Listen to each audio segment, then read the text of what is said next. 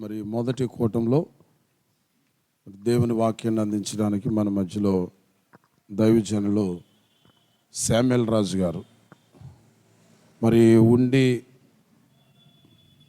ప్రాంతంలో పరిసర ప్రాంతాల్లో ఘనమైన బలమైన పరిచర్య జరిగిస్తున్నటువంటి అన్న శామ్యూల్ గారిని బట్టి నేను ప్రభుని స్తుతిస్తున్నాను. మరి ఒక ఆరుగురు గత కొంతకాలంగా రమేష్ గారు, శ్యాంబాబు గారు, డిఎంఎస్ స్టీఫెన్ గారు, ఉల్లంపర్ కరుణాకర్ గారు, నేను ఉండి శామ్యూల్ రాజు గారు, ఇలాగా నెలకు ఒక పర్యాయం మా ఫ్యామిలీలన్నీ కలిసి ప్రార్థన చేస్తుంటాం అన్నమాట. అయితే అందరూ వచ్చారు కానీ మన దగ్గరికి శామ్యూల్ రాజు గారు అన్నగారు రాలేదు. ఆ రావాల్సిన టైంలో వారికి హార్ట్ ప్రాబ్లం వచ్చింది. ఆ కొంచెం బలహీనం ఉన్న కారణం చేత వారు రావాల్సిన ఆ సమయంలో మన మధ్యలోనికి రాలేకపోయారు. ఆ లోటు అలాగ ఉండిపోయింది. అనుకోకుండా మరి దేవుడు నాకు ఆ తలంపించినప్పుడు అన్న తప్పనిసరిగా రావాలి.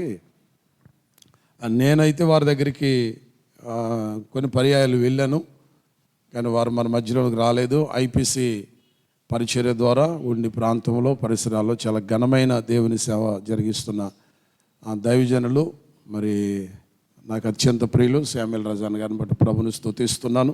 వారు చాలా అనుభవజ్ఞులు. దేవుని వాక్యాన్ని చాలా మరి అనార్కలంగా ఆధ్యాత్మికమైనటువంటి మరి ఉపదేశాన్ని కలిగినటువంటి దైవజనులు ఈరోజు మన మధ్యలోనికి రావడం చాలా సంతోషం. మరి ప్రేమతో వారిని దేవుని సందేశాన్ని అందించవలసిందిగా ప్రేమతో వారిని ఆహ్వానిస్తున్నాను. దేవుని మహిమార్థంగా చప్పట్లు కొడుతూ వారిని ఆహ్వానం.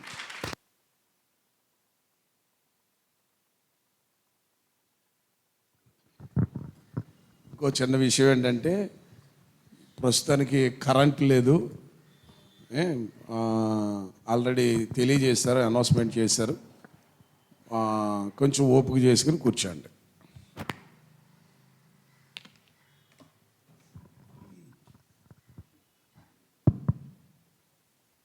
దేవునికి స్తోత్రం. హల్లెలూయా.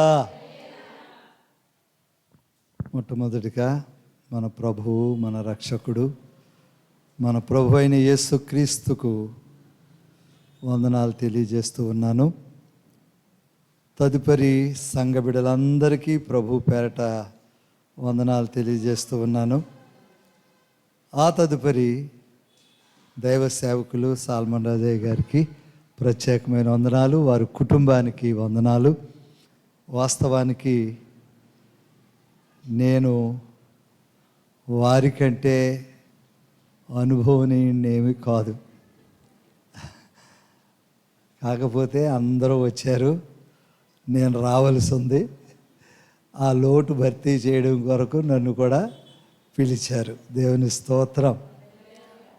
అలాగనే దేవుని బిడ్డలారా, మరి మీ పాస్టర్ గారు మాట్లాడుతున్నంత శక్తివంతముగా నేను మాట్లాడలేను. అలాగే ప్రార్థన చేసిన దైవజనులు కూడా చాలా శక్తివంతముగా ప్రార్థన చేశారు. అంత గట్టిగా నేను మాట్లాడలేను. ఎందుకంటే దేవుని బిడ్డలారా, నాకు 2 స్టంట్లు పడ్డాయి.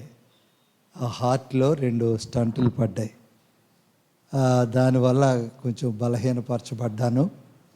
అంచేత నెమ్మదిగా మాట్లాడుకుందాం. ఏదేమైనా గట్టిగా మాట్లాడినా, నెమ్మదిగా మాట్లాడినా అది స్వీకరించే వారిలో ఉంది. అంతేనా? అది కొన్నిసార్లు డాక్టర్లు అంటారు, ఈ బాడీ మెడిసిన్ని యాక్సెప్ట్ చేయలేకపోతుంది, కాబట్టి మేము ఏం చేయలేము అంటారు. అంటే ఈ బాడీ మందుని స్వీకరించలేకపోతుంది, కోల్పోయింది, ఆ కెపాసిటీ కోల్పోయింది, ఇంక మేము ఏమీ చేయలేము అని చెప్తారు డాక్టర్లు. అలాంటి టైంలో ఎన్ని మందులు ఇచ్చినా ఏమి ఇచ్చినా ఆ బాడీ స్వీకరించినప్పుడు ప్రయోజనం ఉండదు. అలాగనే దేవుని బిడ్డలంగా మనము దేవుని వాక్యాన్ని మరి స్వీకరించలేని స్థితిలో ఉంటే ఎంత బిగ్గరగా మాట్లాడినా, ఎంత మరి బలమైన వర్తమానమైన అది ఏమీ ఉపయోగకరంగా ఆశీర్వాదకరంగా ఉండదు. కాబట్టి దేవుని బిడ్డలారా, ప్రతి ఒక్కరూ కూడా దేవుని మాటలు శ్రద్ధగా వినాలని ప్రభు పేరట మనవి చేస్తూ ఉన్నాను. దేవునికి స్తోత్రం. దేవుని బిడ్డలారా, మరి చక్కటి ఉపవాస కూడికలను దైవ సేవకులు ఏర్పాటు చేశారు. చాలా సంతోషం. ఉపవాస కూడికల ద్వారా అనేకమైన మేలులు, అనేకమైన ఆశీర్వాదాలు, అంత మాత్రమే కాదు, మనము ఆధ్యాత్మికంగా బలపడడానికి, ఉపవాసం ఉండి ప్రార్థించడానికి అది దేవుని యొక్క సంకల్పము, దేవుని యొక్క ఉద్దేశం. ఓ సందర్భంలో మీకు అన్నీ తెలుసు.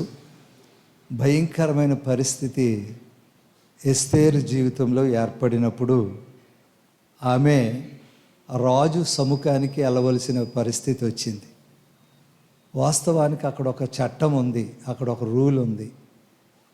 రాజు పిలవకుండా రాజు సముఖానికి ఎవరైనా వెళ్తే వాళ్ళు చిరత్యాగం అంటే పీక నరికి చంపేస్తారు. అలాంటి పరిస్థితి అక్కడ చట్టం ఏర్పడి ఉంది. అలాంటి పరిస్థితుల్లో ఎస్తేరు వెళ్ళాలి, తప్పనిసరిగా వెళ్ళాలి. అప్పుడు ఏమీ చేయలేక తనతో ఉన్న చెలికత్తులను కానీ చండులను ఇంకా అందరినీ పిలిచి, మీరు ఉపవాసం ఉండండి, ప్రార్థన చేయండి. 3 దినాలు ఉపవాసం ప్రకటించారు. తను కూడా ఉపవాసం ఉన్నది. ఉపవాస ప్రార్థనలు ముగయగానే ఆమె రాజు సముఖానికి వెళ్ళినప్పుడు రాజదండము ఆయన పైకి ఎత్తేసరికి ఇంక నేరుగా వెళ్ళి తన గోడంతా కూడా రాజుగారితో చక్కగా చెప్పుకునే అవకాశాన్ని దేవుడు కలిగించాడు. దేవుని స్తోత్రం. అంటే ఉపవాస ప్రార్థన యొక్క శక్తి అక్కడ మనం చూస్తున్నాం. ఆ విధంగానే అనేకమైన కార్యాలు, ఆటంకాలు తొలగించబడ్డానికి, దురాత్మల చేత పీడింపబడుచున్న వారు విడుదల పొందడానికి, కార్యాభివృద్ధి కొరకు ఉపవాస ప్రార్థన ఎంతో ఉపయోగకరంగా ఉంటుంది.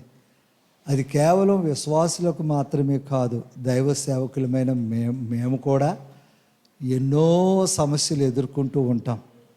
అవి బయట నుండి కావచ్చు, సంఘములో నుండి కావచ్చు, కుటుంబంలో నుండి కావచ్చు, ఇంకా అనేక రీతిలుగా ఏవేవో సమస్యలు ఎదుర్కొన్నప్పుడు ఎవరితో చెప్పగలం?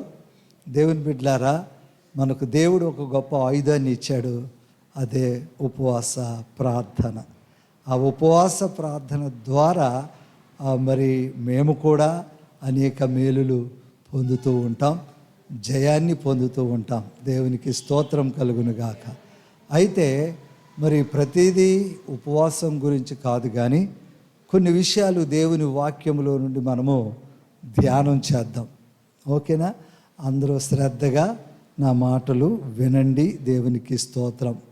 చూడండి, మత్తయి సువార్త అందరూ తీయండి. మత్తయి సువార్త 13వ అధ్యాయం అందరూ తీయండి. మత్తయి సువార్త 13, 10వ వచనం నుండి చదువుకుందాం. తరువాత శిష్యులు వచ్చి, నీవు ఉపమాన రీతిగా ఎందుకు వారితో మాట్లాడుచున్నావని ఆయనను అడుగగా, ఆయన వారితో ఇట్లనెను, పరలోక రాజ్య మర్మములు ఎరుగుట మీకు అనుగ్రహింపబడి ఉన్నది, కానీ వారికి అనుగ్రహింపబడలేదు. చాలండి. దేవుని బిడ్డలారా, యేసు ప్రభు పరిచర్యలో ఒకరోజు ధోని ఎక్కి ఉండగా, అక్కడ మనం మొదట చూస్తాం, 13వ అధ్యాయంలో చూస్తాం. ఆ దినమందు యేసు ఇంట నుండి వెళ్ళి సముద్ర తీరమున కూర్చుండెను. బహుజన సమూహములు తన యొద్దకు కూడి వచ్చినందున ఆయన ధోని ఎక్కి కూర్చుండెను. ఆ జనులందరూ ధరిని నిలిచి ఉండగా ఆయన వారిని చూచి చాలా సంగతులను ఉపమాన రీతిగా చెప్పాను. దేవుని స్తోత్రం. యేసు ప్రభు సువార్త ప్రకటిస్తూ ఉన్నాడు. ఆ ప్రాంతాలన్నీ సంచారము చేస్తూ సువార్త ప్రకటిస్తూ ఉన్నాడు. ఆయన సువార్త ఏంటంటే అది మార్కు సువార్తలో మనం చూస్తాం. ఇదిగో దేవుని రాజ్యము సమీపించి ఉన్నది, మారు మనసు పొందండి అని సువార్త ప్రకటిస్తూ ఉన్నాడు. అనేక ప్రజలకు ఆయన అద్భుతాలు జరుగుతూ ఉన్నాయి, ఆశ్చర్యకార్యాలు జరుగుతూ ఉన్నాయి, మహిమ కార్యాలు జరుగుతూ ఉన్నాయి, స్వస్థత కార్యాలు జరుగుతూ ఉన్నాయి. ఇలాంటివన్నీ కూడా ప్రజలు చూస్తూ ఉన్నారు. ఆయన ఒక ఉద్దేశం ఏంటంటే పరలోక రాజ్యము సమీపించి ఉన్నది అని ఆయన సువార్త ప్రకటిస్తూ ఉన్నాడు. ఇవన్నీ చెప్పడానికి ఇంకా చాలా ఉపమాన రీతిగా ఆయన బోధిస్తూ ఉన్నాడు. దేవుని బిడ్డలారా, ఒక ఎగ్జాంపుల్ తీసుకొని ప్రజలకు అర్థమయ్యేటట్లుగా బోధిస్తున్నాడు. పదే రీతిలుగా ఒక మాట ఎదుటివానికి అర్థం కావాలి అంటే దానికి ఒక ఎగ్జాంపుల్ జోడించాలి. అనగా ఒక ఉదాహరణ చెప్పాలి, ఒక ఉపమానం చెప్పాలి, ఒక కథ చెప్పాలి. ఇవన్నీ చెప్పి ప్రజలు అర్థం చేసుకునేటట్లుగా. దేవుని బిడ్డలారా చూడండి, కొన్ని సందర్భాల్లో బాగా చదువుకున్న వాళ్ళు ఉన్నారు అనుకోండి, వారికి ఏదో ఒక మాట చెప్తే వాళ్ళు గ్రహించగలరు, వారు అర్థం చేసుకోగలరు. అంతంత మాత్రంగానే మనకలా ఉన్నవాళ్ళు ఉన్నారంటే వారికి కొన్ని ఉదాహరణలు చెప్తేనే కానీ వారు గ్రహించలేరు, అర్థం చేసుకోలేరు. కాబట్టి యేసు ప్రభు అందరికీ ప్రభు. ఆయన చదువుకున్న వాళ్ళని కాదు, చదువు లేని వాళ్ళని కాదు, సామాన్యమైన ప్రజలు అందరికీ కూడా ఆయన ప్రభు అయి ఉన్నాడు. ఆయన అందరికీ అర్థం అవ్వాలి, ఆయన మాట అందరికీ గ్రహించాలి, ఆయన మాట అందరూ తెలుసుకోవాలి.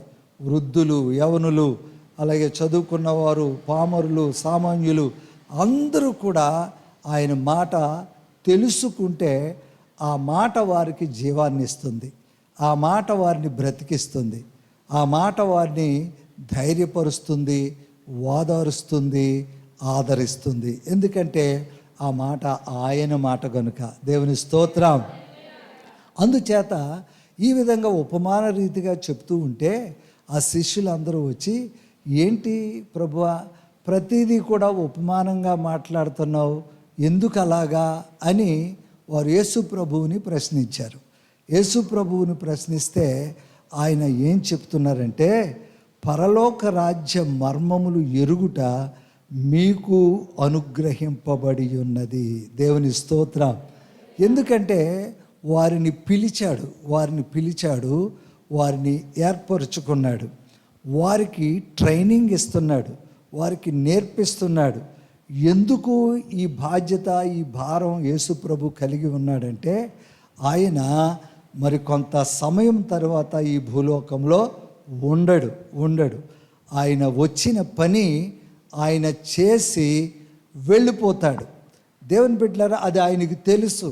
ఆయన ఎంతకాలం ఉంటాడో, ఏం చెయ్యాలో, ఏం చేసి ఆయన వెళ్ళాలో ఇదంతా ఆయనకి బాగా తెలుసు. గనుక ఈ లోపులోనే ఆయన ఒక విప్లవాత్మకమైనటువంటి శిష్యులను ఆయన సిద్ధం చేస్తూ ఉన్నాడు. దేవునికి స్తోత్రం.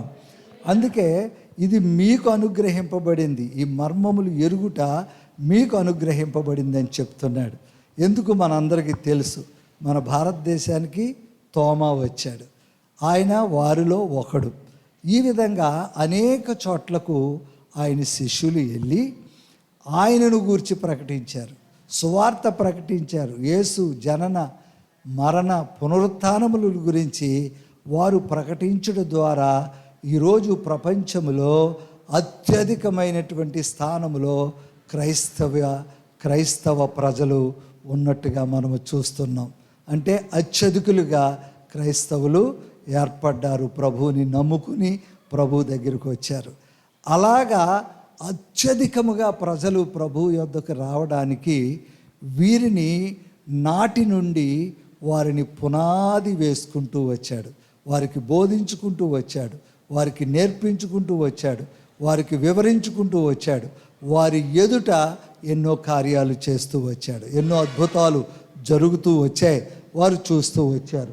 దేవుని బిడ్డలారా, మరి ఈ సంఘము కానీ, ఈ ఉపవాస కూడికలు కానీ, ప్రార్థనా కూడికలు కానీ, ఈ టీవీ పరిచర్యలు కానీ, ఈ విధంగా ఎన్నో రీతిలుగా మరి ఈ పరిచర్యలు లోకంలో కొనసాగుతూ ఉన్నాయి.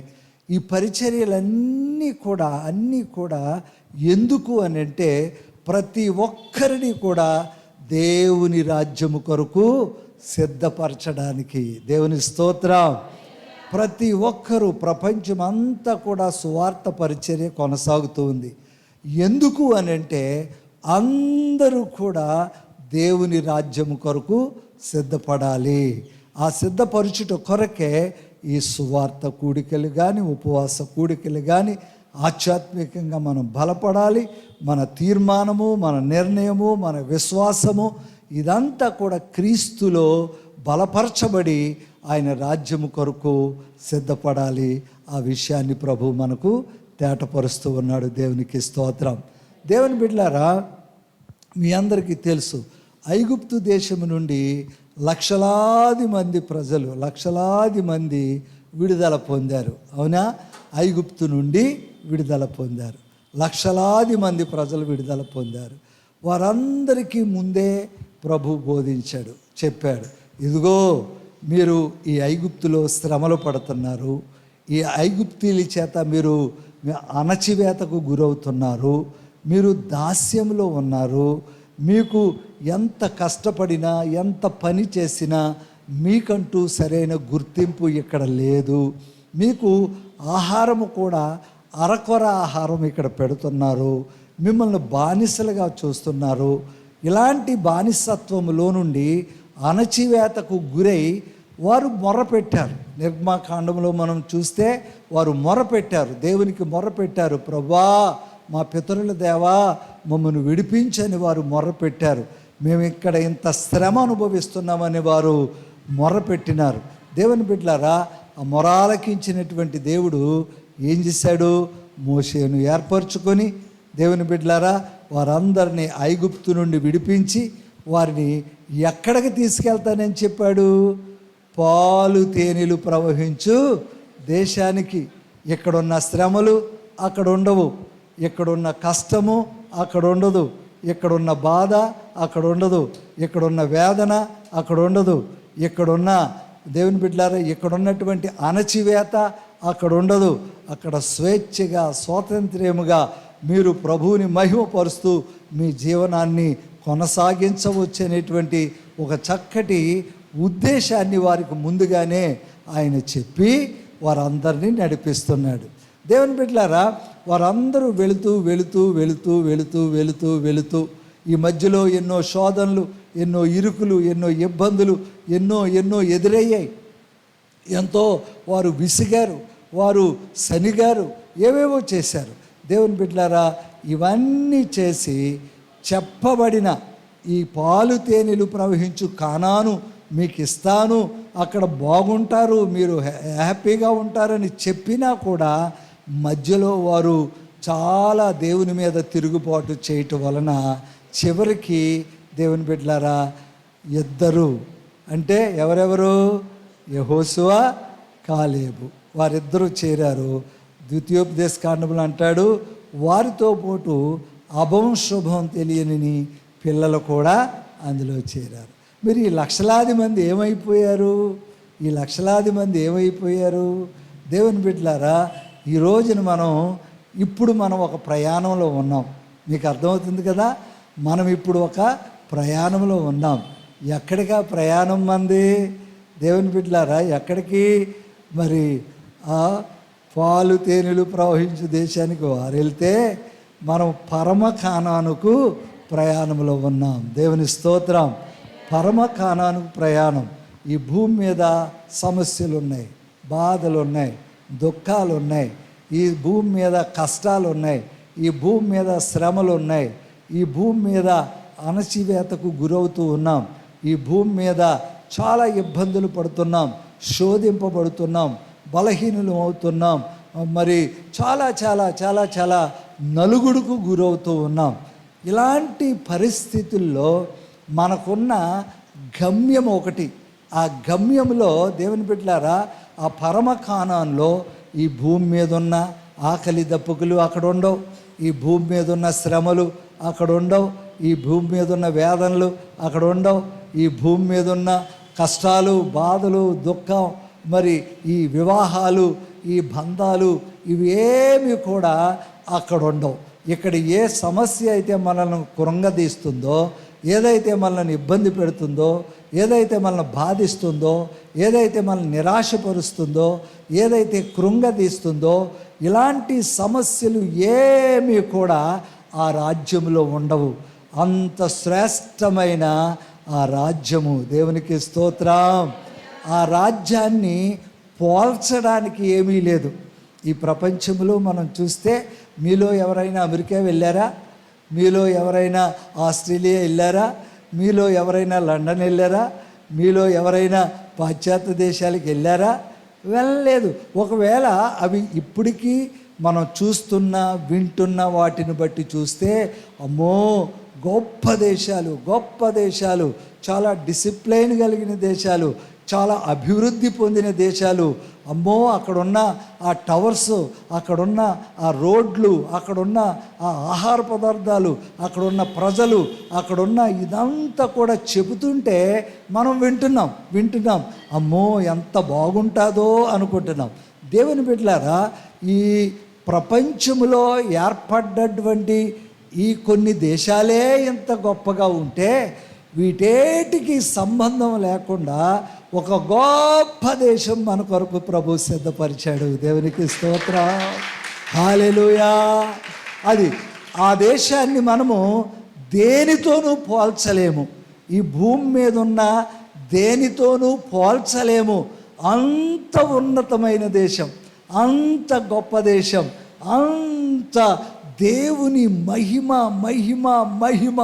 ఇంకా కొన్నిసార్లు బంగారపు వీధులని, దేవుని బిడ్డలారా, అక్కడంతా కూడా నెమ్మది, ఆకలి దప్పుకులు ఉండవు, అక్కడంతా ప్రశాంతత, అక్కడ ఉన్నంత సంతోషము, అక్కడ ఉన్నంత ఆనందము, అక్కడ ఉన్నంత మరి ఎక్కడా కూడా ఎప్పుడూ కూడా మనము అనుభవించలేనటువంటి గొప్ప భాగ్యవంతమైన ఆ ప్రదేశము, ఆ దేశం. దేవునికి స్తోత్రం, హల్లెలూయా.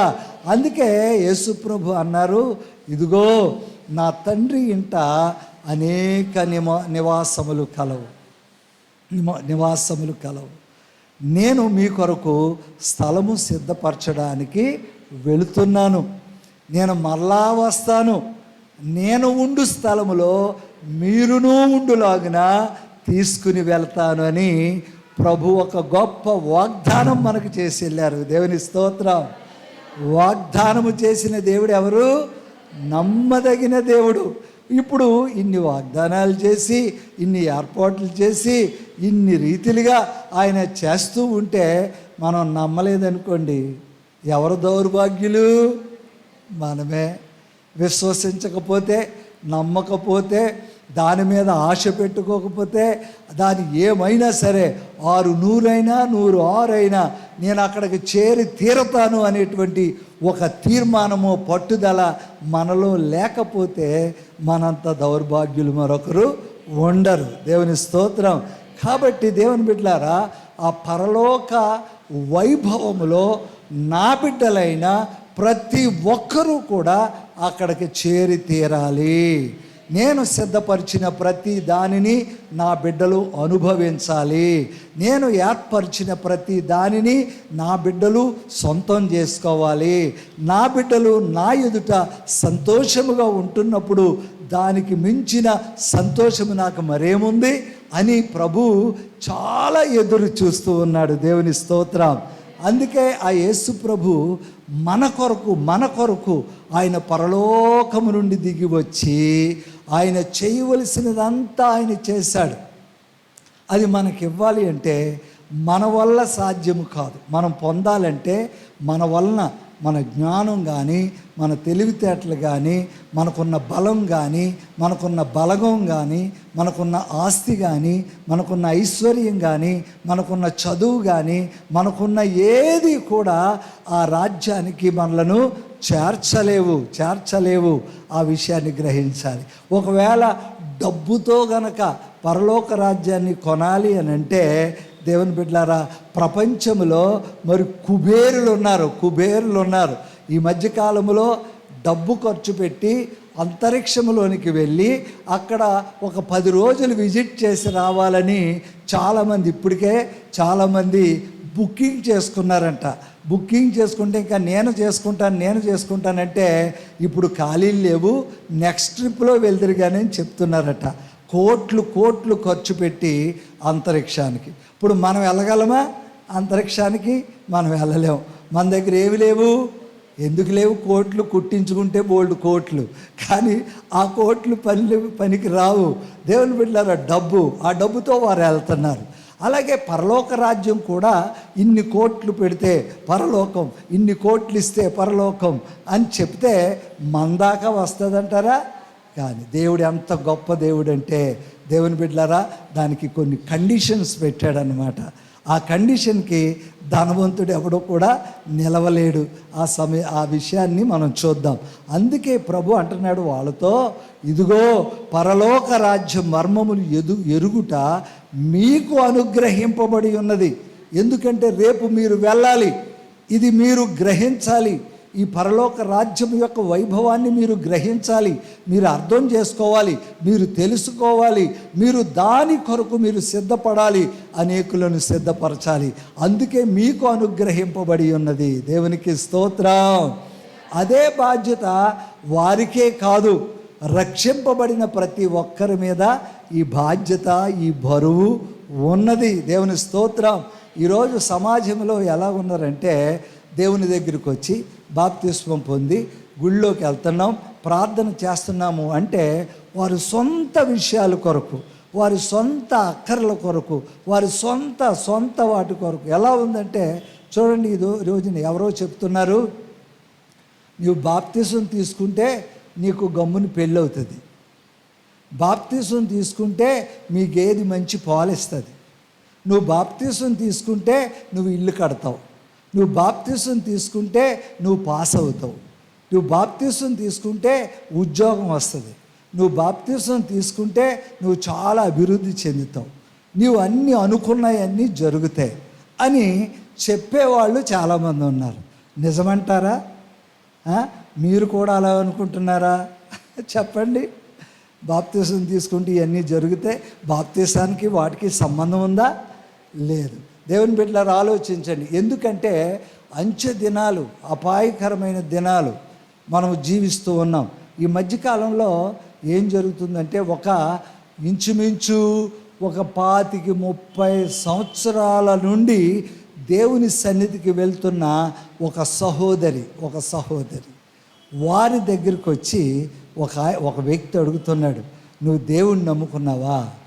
ఎందుకు నమ్ముకున్నావు అంటే, అమ్మో దేవుడు గొప్పవాడు, అది ఇది అని చెప్పాడు.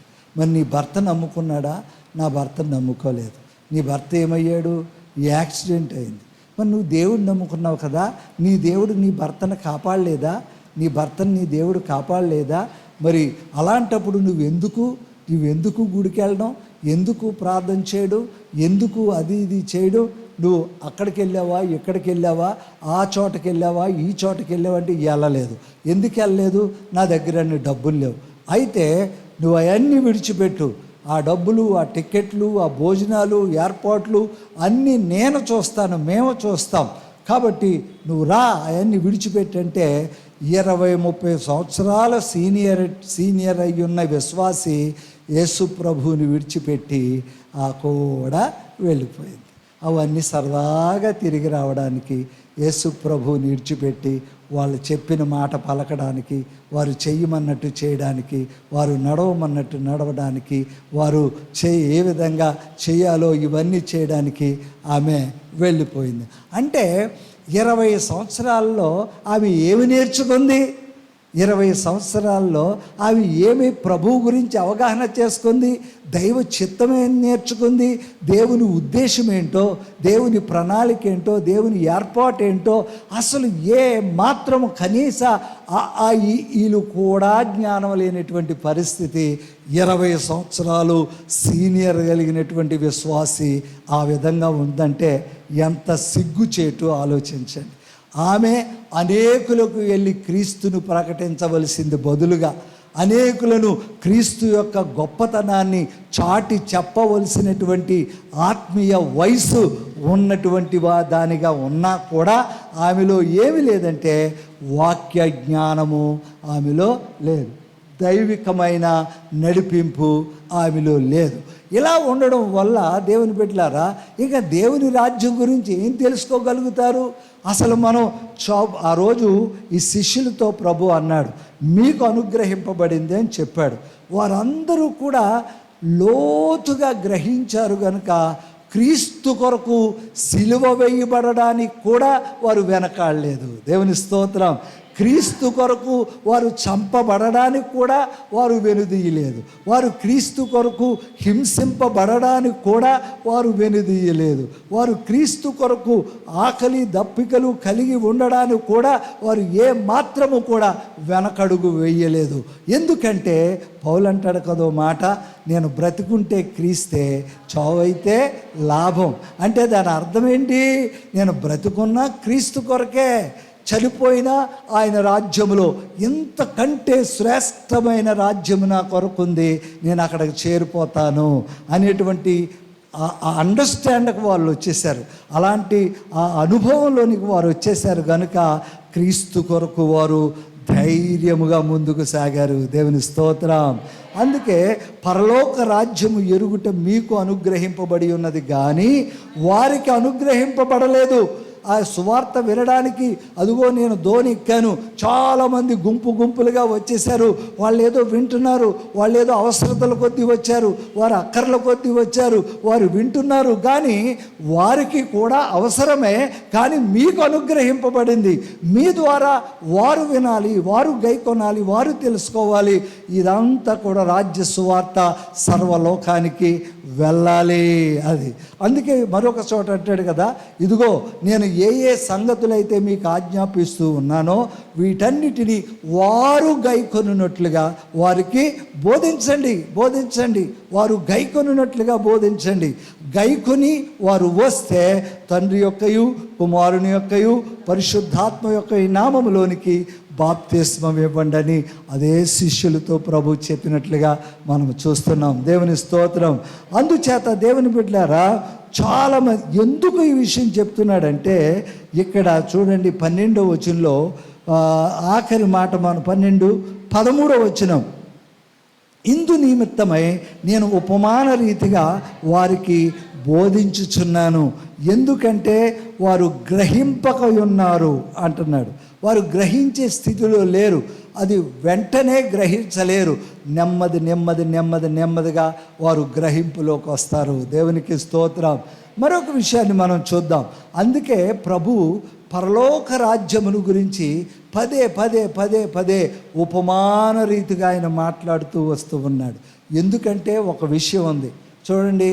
ఒక బాబు బండి మీద వెళ్తున్నాడు. ఇప్పుడు ఆ తల్లిదండ్రులు అంటారు, రే బండి జాగ్రత్త, బండి మీద ప్రయాణం జాగ్రత్త, నెమ్మదిగా వెళ్ళు, కంగారు పడకు, చూసుకుని వెళ్ళు. అలా రోడ్డు దాటేటప్పుడు జాగ్రత్త, అటు ఇటు చూసుకుని రోడ్డు దాటు, జాగ్రత్త. ఈ డబ్బు పట్టుకెళ్తున్నప్పుడు జాగ్రత్త, నువ్వు చాలా అమాయకంగా ఉంటావు, జాగ్రత్తగా పట్టుకెళ్ళు, ఎప్పటికప్పుడు జాగ్రత్తగా చూసుకో, ఆ సంచి విడిచిపెట్టకు, ఆ బస్సులో ఆ కారులో సంచి విడిచిపెట్టి ఆ ఆటోలో విడిచిపెట్టి దిగిపోకు, జాగ్రత్త. అంటే ఇన్నిసార్లు ఇన్ని రీతిలుగా జాగ్రత్త అని చెబుతూ ఉన్నాము అంటే అది చాలా ప్రాముఖ్యమైనది. అది చాలా ప్రాముఖ్యమైన విషయం. అది ఆ డబ్బు చాలా ప్రాముఖ్యం, ఆ జాగ్రత్త చాలా ప్రాముఖ్యం, ఆ రోడ్డు దాటడం చాలా ప్రాముఖ్యం, ఆ బిడ్డ చాలా ప్రాముఖ్యమైన బిడ్డ. ఈ విషయాలన్నీ మనం గ్రహించాలి. దేవునికి స్తోత్రం.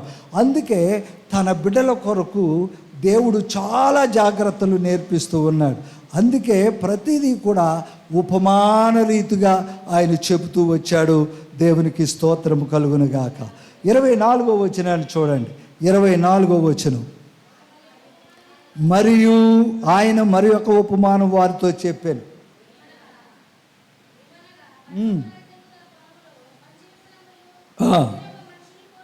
చూడండి, పరలోక రాజ్యమును గురించి మరొక కోణములో ప్రతి ఒక్కరూ అర్థం చేసుకోవాలని దేవుని ఉద్దేశం. ఇక్కడ ఏమంటున్నాడంటే, తన పొలములో మంచి విత్తనము విత్తిన ఒక మనుషుని పోలి ఉన్నది. పరలోక రాజ్యం గురించి ఒక పోలిక మనకు చూపిస్తున్నాడు. ఒక పోలిక ఏంటంటే, ఒక వ్యవసాయదారుడు ఆయన పొలం చేస్తున్నాడు. దానిని బాగా దున్నాడు, బాగా ఎరువు పెట్టాడు, బాగా నీరు పెట్టాడు. ఎన్ని జాగ్రత్తలు తీసుకోవాలో అన్ని జాగ్రత్తలు తీసుకున్నాడు. ఆ తర్వాత ప్రాముఖ్యమైనది ఏంటంటే, మంచి విత్తనము కొరకు వెతుకుతూ ఉన్నాడు. ఆ మంచి విత్తనము దొరికినప్పుడు ఎంతో సంతోషం. ఆ పొలం మీద ఎన్నో ఆశలు ఉన్నాయి. ఇది ఫలించాలి, ఇది అభివృద్ధి చెందాలి, ఇది బాగా దిగుబడి రావాలి, దీని ద్వారా ఆ కుమార్తె వివాహం చేయాలి, దీని ద్వారా ఇల్లు కట్టాలి, దీని ద్వారా ఏదో సంపాదించాలి, దీని ద్వారా అప్పులు తీర్చాలి అని ఇలాంటి కలలు అతనిలో ఉన్నాయి. వ్యవసాయం చేసే వ్యవసాయదారుడు యొక్క మనస్సు గురించి మాట్లాడుతూ ఉన్నాను. దేవుని బిడ్డలారా, ఇన్ని ఆలోచనలతో ఈ పొలం చేసే ఈ వ్యక్తి ఎన్ని జాగ్రత్తలు తీసుకుంటాడు. సమయానికి నీరు పెడతాడు, సమయానికి గట్టుకొస్తాడు, ఏది ఎలకలు చూస్తాడు, అది చూస్తాడు, ఇది చూస్తాడు, ఈ మందు వేస్తాడు, ఎరువు వేస్తాడు, పెంట వేస్తాడు, ఇవన్నీ చేస్తాడు. ఇవన్నీ చేసి మంచి విత్తనము ఎక్కడో మార్టేరులో దొరుకుతుందంటే అక్కడికి వెళ్తాడు, ఎక్కడో తణుకులో దొరుకుతుందంటే అక్కడికి వెళ్తాడు, ఎక్కడో విజయవాడలో దొరుకుతుందంటే అక్కడికి వెళ్తాడు. ఏంటి ఉద్దేశం అంటే, మంచి విత్తనం కావాలి, మంచి విత్తనం. దేవుని బిడ్డలారా, ఆ యజమానుని యొక్క ఉద్దేశము మనం గమనించాలి. మంచి విత్తనము కొరకు ప్రయాసపడి వెళ్ళి తెచ్చి ఆ విత్తనాన్ని వేస్తాడు. దేవునికి స్తోత్రం. ఎందుకంటే బాగా ఫలించాలి, బాగా ఫలించాలి.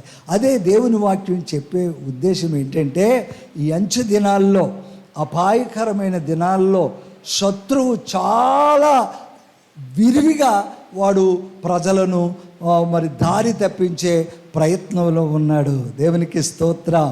ఇదిగో, నీకు ఇక్కడికి వస్తే స్వస్థతలు జరుగుతాయి, నీవు ఇక్కడికి వస్తే బాగుపడతావు, నీవు ఇక్కడికి వస్తే అప్పులు తీరుతాయి, నీవు ఇక్కడికి వస్తే గర్భము తెరవబడుతుంది, ఇక్కడికి వస్తే నీవు అనుకున్నది జరుగుతుంది, ఇక్కడికి వస్తే ఇలా చేస్తే, ఇలా చేస్తే, ఇలా చేస్తే ఇవన్నీ నీకు జరుగుతాయని ప్రభు ఇక్కడ అబద్ధ బోధకులు, అబద్ధ ప్రవక్తలు ఎన్నో ప్రబలిపోయి ప్రచారము చేస్తూ ఉన్నారు.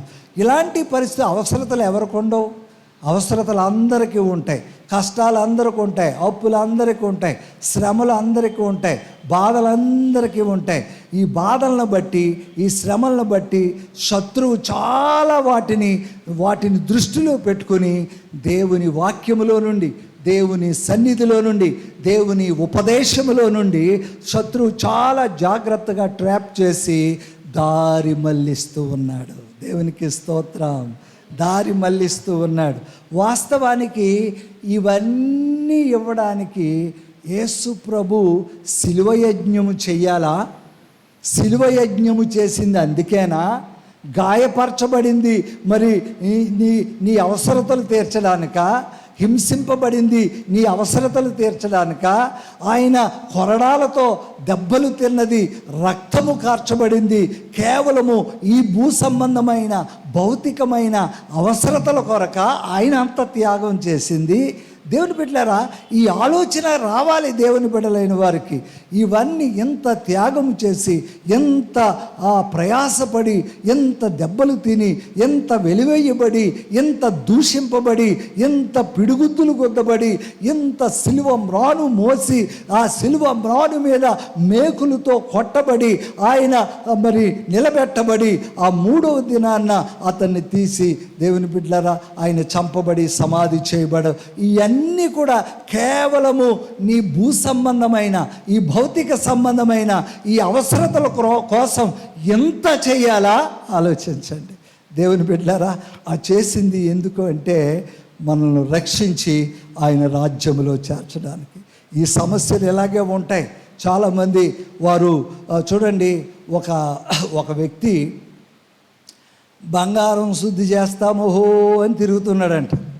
వీధంట బంగారం బాగు చేస్తాం, బంగారాన్ని తలతలలాడిస్తాం, తలతల మెరిపిస్తాం, మీ మెడలో మాసిపోయిన ఆ డస్ట్ పట్టేసిన బంగారాన్ని తలతల అని తిరుగుతున్నాడు ఆ వ్యక్తికి అబ్బాయ్ ఇలారా అని పిలిచి వాళ్ళ గుమ్మలో కూర్చోబెట్టి మెడలో తీసి ఇదిగో ఇది చేస్తావా ఇది ఇలాంటివి డూప్లికేట్ గొలుసులాడి దగ్గర ఉన్నాయి. అది గుడిచే అప్పుడు ఆ మాటల్లో పెట్టి ఈ మాటల్లో పెట్టి వాళ్ళు కొంచెం లోనికి వెళ్ళి మంచినీళ్ళు పట్టిరమ్మా, కొంచెం టీ పట్టిరమ్మా, ఎలాగంటే ఆ లోనికి వెళ్ళి ఆ వచ్చి లోపు వీడు గొలుసు మార్చేసి దాన్ని శుభ్రం చేసేసి చక్కగా ఇస్తే, అమ్మో అసలు రూపమే లేదు, నా పాత గొలుసులా లేదు, ఇప్పుడు తలతల్లాడిపోతుంది, చాలా బాగుంది అని ఆమె చక్కగా సంతోషంగా మెడలో వేసుకుంది. ఆ తర్వాత ఏంటి వదినే ఇంత తలతల్లాడిపోతుంది, ఎప్పుడు కొన్నావేంటి, కొనటం కాదు పిచ్చిదానా, నేను శుభ్రం చేయించాను అతను అని చూడడానికి తీసిచ్చేసింది ఆవిడ. తీసిచ్చిన తర్వాత అయ్యి బాబు ఇది బంగారం కాదు వదినా, ఇది బంగారం కాదు అనేసరికి ఈవిడ గుండెల్లో రాడడిపోయింది. అప్పుడు పరిగెట్టింది, ఓ ఇలా వచ్చాడు ఆ బంగారం బాగు చేస్తానని, ఇలా వచ్చాడని ఊరంతరితే ఎక్కడ వెళ్ళిపోయాడు. ఆ బంగారం పట్టుకుని వాడు వెళ్ళిపోయాడు. ఇది ఎవరు ఇప్పుడు అపరాధం ఎవరిది? దేవుందా? ఎందుకో దేవుడు ఇలా చేశాడు, ఎందుకో దేవుడు నష్టపరిచేశాడు, ఎందుకో దేవుడు అంటే దేవుడి మీద పెడితే దేవుడు ఊరుకుంటాడా? నీ దేవుడైన యెహోవా నామమును వ్యర్థముగా ఉచ్చరించడానికి వీర్లేదు. దేవుని వాక్యం చెప్తున్న సత్యం. దేవుని బిడ్డలారా, ఎందుకో దేవుడు ఇలాగంటారు, కానీ అది స్వయంకృత అపరాధం. సొంతంగా నువ్వు ఆ అపరాధంలో పడిపోయావు, ఆ మోసంలో పడిపోయావు, ఆ దగాలో పడిపోయావు, అది నీ తప్పు, అది దేవుని మీద వేస్తే ఊరుకోడు. కాబట్టి దేవుని బిడ్డలారా, ఇలాగ చాలా విషయాలలో స్వయంకృత అపరాధములు. ఈరోజు వివాహాలకు ఏం చేస్తున్నారు తెలుసా? వాడు తాగుబోతని తెలిస్తే, అమ్మ తాగుతాడంట అంటే పర్లేదు నా అయ్యారు, ఈ రోజులో తాగనోడు ఎవడన్నాడు? అలా కాదమ్మా, ఆడేదో కొంచెం అక్రమ సంబంధం అంట, పర్లేదు అయ్యగారు, ఎవరి ప్రాయంలో అలా ఉంటారు, అది పెద్ద విశేషం ఏంటి అయ్యగారు. ఇలా చేసి బిడ్డల జీవితాలను నాశనం చేసేవాళ్ళు ఉన్నారు. అది ఎవరు? దేవుడిదా? అది అసలు దేవుడు నువ్వు అడగలేదు, చేయలేదు, ప్రార్థించలేదు, నీవు అది నచ్చింది. ఆడు ఎలాంటి వాడైనా ఆడికో డాబా ఉంది, ఎలాంటి వాడైనా ఆడికో అరెకరం ఉంది, ఎలాంటి వాడైనా ఉద్యోగం ఉంది, ఎలాంటి వాడైనా వాడికో గవర్నమెంట్ జాబ్ ఉంది. ఇలాంటివన్నీ నీ మైండ్లోకి వచ్చేసి ఇంకా నువ్వు బ్లైండ్ అయిపోతున్నావు, నువ్వు గుడ్డోడు అయిపోతున్నావు, గుడ్డిదాని అయిపోతున్నావు. ఇలా అది ఎవరిది తప్పది? నీ స్వయంకృత అపరాధం. కాబట్టి దేవుని బిడ్డలారా, అది దేవుని మీద నెట్టితే దేవుడు ఊరుకోడు. కాబట్టి ప్రతి విషయంలో జాగ్రత్త తీసుకోవలసిన బాధ్యత దేవుని ప్రజలమైన మన మీద ఉంది. దేవుణ్ణి అడగవలసిన బాధ్యత మన మీద ఉంది. దేవుణ్ణి వేడుకోవలసిన బాధ్యత మన మీద ఉంది. కనిపెట్టి ప్రార్థన చేయవలసిన బాధ్యత మన మీద ఉంది. ఉపవాసం ఉండి ప్రభువుని వేడుకోవలసినటువంటి బాధ్యత మన మీద ఉంది. అది మనకు దేవుడు జ్ఞాపం చేస్తున్నాడు. వీడు ఎంత శ్రద్ధ కలిగి ఆ పొలము ఆ పొలమును చేసేటువంటి ఈ వ్యక్తి ఎన్ని శ్రద్ధలు తీసుకున్నాడో అన్ని రీతిలుగా మనము శ్రద్ధ తీసుకుని చెయ్యాలి. అదే పరలోక రాజ్యము గురించి ఇక్కడ బోధిస్తున్నాడు. ఒక పోలిక మనకు చూపిస్తూ ఉన్నాడు. పోలి ఉన్నదని చెప్తున్నాడు. అంటే పరలోక రాజ్యం చేరాలంటే మరి అవలేలగా జరిగిపోయేది కాదు, అవలేలగా. దేవుని బిడ్డలారా, ఇప్పుడు ఏదన్నా వేరే దేశం వెళ్ళాలంటే ఎన్ని ఉండాలో తెలుసా? పాస్పోర్ట్ ఉండాలి, వీసా ఉండాలి, ఇంకా నువ్వేం చేస్తున్నావు ఉండాలి, బ్యాంక్ బ్యాలెన్స్ ఉండాలి, వెనకాల ఆస్తిపాస్తులు ఉండాలి, ఇంకా నువ్వేమై ఉన్నావో అదంతా చెప్పాలి, అసలు ఎందుకు వెళ్తున్నావో చెప్పాలి, ఆ భాష వచ్చి ఉండాలి. ఇలాగ ఎన్నో ఎన్నో ఎన్నో చేసి ఇవన్నీ పట్టుకెళ్ళినా వాడికి ఏదన్నా మనం చూసినప్పుడు అనుమానం వస్తే వాడిని వెనక్కి చేస్తాడు, రిజెక్ట్ చేసేస్తాడు. దేవుని బిడ్డలారా, అది భూమి మీద ఉన్న దేశమే, భూమి మీద ఉన్న దేశమే. దేవుని బిడ్డ అయినప్పటికీ వాడు త్రోసేస్తాడు. ఇలాంటి ఈ భూమి మీద ఉన్న మరొక దేశానికి వెళ్ళడానికే ఇన్ని అభ్యంతరాలు ఉంటే, ఇన్ని రీతిలుగా ఆటంకాలు ఉంటే, ఇన్ని ఉన్నా కూడా రిజెక్ట్ చేయబడుతూ ఉంటే, దేవుని బిడ్డలారా, పరలోక రాజ్యం ఏదో అంటే వెళ్ళిపోతామా? పరలోక రాజ్యం అంత తేరగా వచ్చిందా? పరలోక రాజ్యం అంత ప్రతి ఒక్కరు వచ్చేయండి అన్నట్టుగా ఉన్నదా? ఆలోచించండి. పరలోక రాజ్యం ఈ భూరాజ్యాలన్నిటికంటే ఇంకా ప్రతి దానికంటే అత్యున్నతమైన రాజ్యము. దేవునికి స్తోత్రం, హల్లెలూయా. అది మనం పొందాలి. 100 మన గమ్యం అదే, మన రాజ్యం అదే. మనం అక్కడికి చేరాలి. అది దేవుని యొక్క ఏర్పాటు మన పట్ల. దేవునికి స్తోత్రం. గుడికొస్తూ అనేక సంవత్సరాలుగా ప్రభువులో గడుపుతూ ఉంటూ కూడా ఒకవేళ పరలోక రాజ్యం వెళ్ళలేదనుకో, ఏమవుతుంది? ఏదో సామెత ఉంది లోకంలో, ఏంటంటే ఎంత బ్రతికి ఇంటి వెనకాల పడి చచ్చాడంట. ఎంత బ్రతికి ఇంటి వెనకాల పడి చచ్చాడట. అంటే ఏంటి? ఎంత భక్తి చేసి, ఎంత గుడికొచ్చి, ఇన్ని కానుకలు ఇచ్చి, ఇలాగ ప్రతి వారం వచ్చి ఇలా చేసినా దేవుని బిడ్డలారా, చివరికి పరలోక రాజ్యం చేరకపోతే ఏంటి? ఇంటి వెనకాల పడి చచ్చినోడు గతి బెటర్ అన్నమాట. దేవుని బిడ్డలు ఆలోచించండి. మనం ఏది చేసినా మన కాన్సెప్ట్ అంతా కూడా పరలోక రాజ్యము చేరాలి. దేవుని స్తోత్రం. అదే మన చివరి గమ్యం.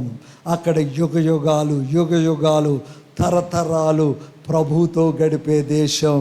దానికి పోల్చడానికి భూలోకంలో ఏది కూడా లేదు. మనుషుల్ని పోలి చెప్పచ్చు.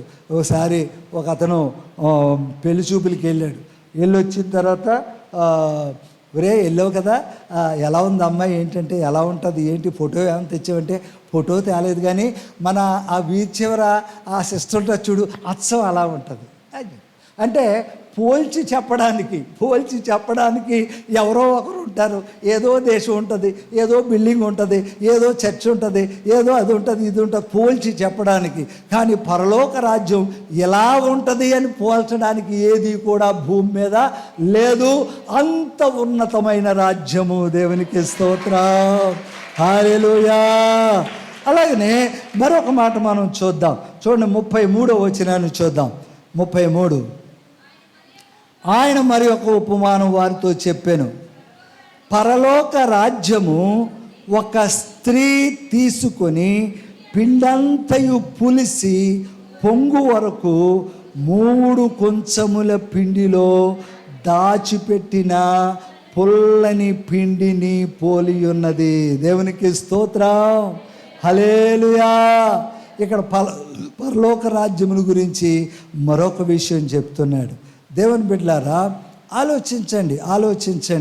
ఒక పులిపిండి, చిన్న పులిపిండి, కొంచెం పులిపిండి అంటే ఉదాహరణకి తోడు. మనం చూసారా, పాలలో తోడేస్తాం కదా, ఇన్ని పాలు కాస్తాం, అన్ని పాలు బాగా మరగబెడతాం, అందులో కొంచెం తోడేస్తాం. ఆ కొంచెం తోడేసేసరికి ఆ పాలన్నీ కూడా తెల్లవారేసరికి చక్కటి పెరుగు తోడుకొని పెరుగుగా తయారవుతుంది. దేవునికి స్తోత్రం, హల్లెలూయా. దేవుని బిడ్డలారా, ఇందులో పులిపిండి మీలో ఏదైనా ఉందేమో తీసేసుకుని, ఆ పులిపిండి వేరు, ఈ పులిపిండి వేరు, ఈ పుల్లటిది వేరు. దేవునికి స్తోత్రం. ఇది ఎందుకు అంటే, దేవుని బిడ్డలారా, ఈ భూప్రపంచంలో మనము దేవుని బిడ్డలంగా ఉన్నాం. అనేకమైన పరిస్థితుల్లో నుండి మనం వచ్చాం. అనేక పద్ధతులు, అనేకమైన లోక ఆచారాలు, లోక పద్ధతులు, లోక విధానాలు, లోక సంబంధమైన ఎన్నో వాటిలో మనం ములిగి వచ్చినటువంటి వారం. అవునా కాదా? దేవుని బిడ్డలారా, ఆలోచించండి. లోక ఆచారాలు ఎన్నో ఉన్నాయి. అడుగడుగునా ఆచారమే, అడుగడుగునా సెంటిమెంటే, అడుగడుగున ప్రతి దానికి, ఒక వివాహంలో కానీ, ఒక మెచ్యూర్ ఫంక్షన్లో కానీ, ఒక బర్త్డే పార్టీలో కానీ, ఇంకోటి కానీ, ఒక ఇల్లు కట్టుకున్నా, ఒక పునాది వేసిన, ఇంకోటైనా ఈ లోక సంబంధమైన అది. మొన్నే రీసెంట్గా ఒక ఆవిడ, అయ్యగారు మేము ఒక చిన్న హోటల్ పెట్టాం, అక్కడ మిషన్లన్నీ పెట్టాం, మీరొచ్చి ప్రార్థన చేయకపోతే ఇంకా మిషన్లు మేము ముట్టుకోం. ఆ మిషన్లో పిండి ఏంటి అవి ఉంటాయి కదా, మినప్పప్పు వేసేసాం, రెడీగా ఉంది, మీరు వచ్చి ప్రార్థన చేసి ఆ బటన్ నొక్కితే అప్పుడు పిండి స్టార్ట్ చేస్తామని చెప్పారు. అమ్మో, ఎంత భక్తిరి బాబు అనుకున్నాను. తీరా వెళ్ళేసరికి పిండి ఆడేశారు. ఎవడో చెప్పాడట, టైం దాటిపోతుంది, ఆ ఇచ్చిన టైం దాటిపోతుంది, గబవ నొక్కు, పాస్టర్ వస్తే వస్తాడులే, వచ్చి ప్రార్థన చేస్తాడులే, నొక్కేశారు. ఇప్పుడు ప్రభువా, ఏం బిజినెస్ బాగోలేదు, ఎవరు కస్టమర్స్ రావట్లేదు, ఎవరు ఇడ్లీలు తింటలేదు, ఎవరు పెసరట్లు తింటలేదు, ఏమో అసలు ఖర్చులు కూడా రావట్లేదు. ఎలా వస్తాయి? అర్థమైందా మీకు? అక్కడ నువ్వు ఎవరికి ప్రాధాన్యత ఇచ్చావు? లోకానికి ఇచ్చావు. తీరా అక్కడికి వెళ్ళేసరికి ఆమె, ఆ కోడలు అన్నది, అయ్యగారు వందనాలండి, అసలు మేము 4వ తారీఖుని చెప్పారండి, వాళ్ళు 4వ తారీఖుని ఓపెన్ చేద్దాం అనుకున్నామండి. అయితే ఈలోపు మరి రేపు మొదటి ఆదివారం వచ్చేస్తుంది కదా, 4వ తారీఖు ఎందుకు ముందే చేసేద్దాం అని అన్నానండి. అంటే 4వ తారీఖు ఎవరిచ్చారు? అన్నీ లొసుకులే. ఆ భక్తిలో దేవుని గుడికి వచ్చేవారు, చాలా సీనియారిటీ ఉన్నవారు, అన్నీ లొసుకులే, అన్నీ వాళ్ళకు ఉన్నాయి, అన్నీ కూడా ఏది కూడా కరెక్ట్గా దైవ చిత్తానుసారంగా లేదు, దేవుని మీద ఆధారపడి చేసేది లేదు, దేవునికి ప్రారంభించేది లేదు, ప్రాధాన్యత అనేది దేవునికి ఇచ్చింది లేదు. ఇలాంటి పరిస్థితి ఈరోజు క్రైస్తవ సమాజంలో కొనసాగుతూ ఉంది. అది కరెక్ట్ అంటారా? మీకేమనిపిస్తుంది? మీకు అది మంచిది అనిపిస్తుందా? దేవుని స్తోత్రం. అంటే మిమ్మల్ని అడుగుతున్నానంటే మీరు అలాంటి వాళ్ళు కాదు, కానీ అడుగుతున్నాను. కానీ అది మంచిది కాదు. ఎందుకంటే దేవుని బిడ్డలారా, ప్రాధాన్యత అనేది ప్రభువుకి మనం ఇవ్వాలి, ప్రథమ స్థానము అనేది ప్రభువుకి మనం ఇవ్వాలి. ఇప్పుడు ఎన్ని పాలు ఉన్నాయి, ఆ పాలన్నీ కూడా గడ్డ కట్టాలంటే చిన్న తోడు అవసరం. దేవుని బిడ్డలారా, దేవుని వాక్యం అనే విత్తనం, దేవునికి స్తోత్రం, దేవుని వాక్యం అనే శక్తి, దేవుని వాక్యం అనే మహిమ, దేవుని వాక్యం అయ్యున్న క్రీస్తు, ఆ క్రీస్తుకు ప్రథమ స్థానం ఇవ్వకుండా, ఆ క్రీస్తుకు ప్రాధాన్యత ఇవ్వకుండా, నీ ఇష్టమైనట్లు, నీకు తోచినట్లు, నీకు నచ్చినట్లు, నీకు అనుకూలమైనట్లు, నీ ఇష్టమైనట్లుగా నువ్వు చేసుకుంటూ పోతే అందులో క్రీస్తుకు ఎలాంటి ప్రాధాన్యత ఉండదు. ఆయన్ని మనము క్వశ్చన్ వేయడానికి కానీ ప్రశ్నించడానికి మనము సరిపోము. ఎందుకు ఇలా జరిగింది అంటే మనలను మనమే ఆలోచించుకోవాలి. ఎక్కడ పడ్డాం, ఎక్కడ దారి తెప్పాం, ఎక్కడ మాట తెప్పాం, ఎక్కడ దైవ చిత్తానికి విరుద్ధంగా ప్రవర్తించాం, ఎక్కడ అని మనలను మనము పరీక్షించుకుంటూ, ప్రభువా నేను ఎక్కడ దారి తప్పాను అని మనం ప్రభువుని అడిగితే ప్రభు జ్ఞాపకం చేసేవాడిగా ఉన్నాడు. దేవునికి స్తోత్రం, హల్లెలూయా. ఒక ఆయనకి కోర్టు కేసులు ఉన్నాయి, చాలా కేసుల్లో ఆయన విజయాన్ని సాధించుకుంటూ వచ్చేసాడు. చాలా కేసుల్లో కోర్టు కొట్టేసింది, ఈ కేసు కొట్టేసింది, ఆ కేసు కొట్టేసింది, ఈ కేసు కొట్టేసింది. అప్పుడు మనం అందరం హైదరాబాద్ వెళ్ళాలి, సుప్రీంకోర్టుకి వెళ్ళాలంటే అక్కడికి వెళ్ళాలి. అలాంటిది దేవుని బిడ్డలారా, ఎక్కడో మారుమూల ప్రాంతం నుండి హైదరాబాదు వెళ్ళాలంటే ఎంత కష్టం. ప్రతి వాయిదాకి అక్కడికి వెళ్ళాలి. అతను దేవుణ్ణి నమ్ముకుని ఉన్నటువంటి వ్యక్తి ప్రభు సన్నిధిలో ప్రార్థిస్తున్నాడు. ఒక ప్రార్థన చేయగా ఓ కేసు కొట్టేశాడు. మరి ప్రార్థన చేయగా మరో కేసు కొట్టేశాడు. మరలా ఇంకా ఉపవాసాలు ఉండి ప్రార్థన చేయగా మరొక కేసు కట్టేశాడు. ఇంకో కేసు ఉంది, అది కొట్టట్లేదు. ఎన్ని ప్రార్థనలు చేసినా, ఎన్ని ఉపవాసాలు ఉన్నా, ఏదున్నా ఆ కేసు కొట్టబట్టలేదు. అసలు ఏంటి ప్రభా, ఎక్కడ లోపం జరుగుతుంది, ఎక్కడ తప్పు చేశాను, ఎక్కడ ఏంటి అని ప్రార్థన చేయగా దేవుడు ఏం చేసి చెప్పాడు తెలుసండి? వాళ్ళ యొక్క బీరువాలో ఆ బట్టల వెనకాల ఎంత చిన్న వినాయకుడు బొమ్మ ఉంది. ఎవరో ఎప్పుడో గిఫ్ట్గా ఇచ్చారు, బంగారం ఉంది కదా అని చెప్పేసి ఆ లోన పడేసాడంట.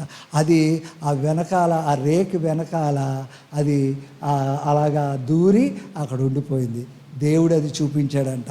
వెంటనే వెళ్ళి ఆ బట్టలన్నీ బయటికి చూస్తే అక్కడే ఉంది. అప్పుడు దాన్ని తీసి దూరంగా తీసేసాడు. మరి అమ్మేశాడో పడేసాడో తెలీదు, అది తీసేసాడు. ఆ తర్వాత అద్భుతంగా ఆ కేసు కొట్టివేయబడింది. అంటే చూసారా, దేవుని స్తోత్రం. అది కొంచెమే చిన్నదే ఆ వెనకాల ఉంది. దాన్ని పట్టించుకోలేదు, దాని గురించి ఏ మాత్రము ఆలోచించలేదు. అది ఉంది కదా అని ఉంచుకోలేదు. అది తెలిసి చేసింది కాదు. కానీ దేవుని బిడ్డలారా, ఆ కొంచెమై ఉన్నది ఏం చేసిందంటే గొప్ప సమస్యను క్రియేట్ చేసింది. ఆ సమస్య అంతా కూడా మరి తేరుకోవడానికి, అందులోంచి బయటికి రావడానికి అది తీసివేసినప్పుడు అది జరిగింది. దేవుని స్తోత్రం. అంటే నేను చెప్పేది ఏంటంటే, దేవుని బిడ్డలారా, ఎంతటిదైనా చిన్నది, అది పులిపిండి చిన్నదైనా పిండి అంతటిని ముద్ద చేస్తుంది. అది పులిపిండి దైవ చిత్తానుసారంగా కానిదైతే జీవితాన్ని నాశనం చేస్తుంది. అది మనం గ్రహించాలి. కాబట్టి ఇలాంటి లోపాలన్నీ కూడా మనం సరిచేసుకోవాలి, సరిచేయబడాలి. దేవుని సన్నిధిలో ఒక్కొక్క వారము ఒక్కొక్క విషయము దేవుడు మన ముందు ఉంచినప్పుడు దానిని మనము తీసుకొని ఆ ప్రకారంగా నేను ఉన్నానా లేదా, ఆ ప్రకారంగా నేను చేస్తున్నానా లేదా, ఆ ప్రకారంగా నేను నడుచుకుంటున్నాను లేదా, ఆ ప్రకారంగా నేను ఆలోచిస్తున్నానా లేదా, నాలో ఉన్న లోపం ఏంటి అని ప్రభువుని అడిగి దాన్ని తొలగించుకున్నప్పుడు క్రమముగా దేవునికి దగ్గర అవుతాము, లోకానికి దూరం అవుతాం. దేవుని స్తోత్రం. అది ఆ విధంగా మనం సరి చేయబడుతూ ఉంటే దేవుని రాజ్యములోనికి మనము చేరగలుగుతాము. దేవుని స్తోత్రం. హల్లెలూయా. ఇంకో ఉపమ 44వ వచనం తీయండి. 44వ వచనం. పరలోక రాజ్యము పొలములో దాచబడిన ధనమును పోలి ఉన్నది. చూడండి, పరలోక రాజ్యం అంట పొలములో దాచబడిన ధనమును పోలి ఉన్నది. ఇది ఒక ఉపమానం ప్రభు చెప్తున్నాడు. చూడండి, ఇక్కడ ఒక మనుషుడు దానిని కనుగొని దాచిపెట్టి అది దొరికిన సంతోషముతో వెళ్ళి తనకు కలిగినదంతయు అమ్మి ఆ పొలమును కొనును. దేవుని స్తోత్ర. ఒక పొలం చూశాడు, ఒక వ్యవసాయదారుడు ఒక పొలం చూశాడు. ఈ పొలం వేస్ట్, ఇది సవుడు భూమి, ఇది పనికిరాని భూమి, ఇది సేద్యం చేస్తే ఏమీ ప్రయోజనం ఉండదు, నష్టమే తప్ప లాభం ఉండదు, ఈ పొలం అనవసరం అనుకుంటూనే ఆ పొలములో అటు ఇటు తిరుగుతూ ఉన్నాడు. అయితే అప్పుడు ఏం జరిగిందంటే అందులో ఒక ధననిధి దొరికింది. అందులో ఒక ధననిధి ఉన్నట్లుగా గుర్తించాడు. ఆ పొలంలో దేవుని బిడ్డలారా ఏదో చిన్న వజ్రాల గని ఉందనుకోండి, ఆ పొలంలో ఏదో బంగారపు ఒక చిన్న కొండ లాంటిది ఉందనుకోండి, ఆ పొలంలో ఏదో ఒక చక్కటి ఉపయోగకరమైన ఏదైనా ఒకటి ఉందనుకోండి, అది ఎవరో చూడలేదు, ఎవరో కనిపెట్టలేదు, ఎవరికీ తెలియదు. అయితే ఇతనికి తెలిసింది. అమ్మో, చూశాడు ఇది ఎంత ఉంటుంది, ఇంచుమించుగా అంచనా వేశాడు. అంచనా వేస్తాము ఇది లక్షల మీద లేకపోతే కోట్ల మీద ఉండే ఒక నిధి ఉంది ఇందులో అని తెలుసుకున్నాడు. అది దాచిపెట్టాడు. అంటే ఎవరికి చెప్పలేదు.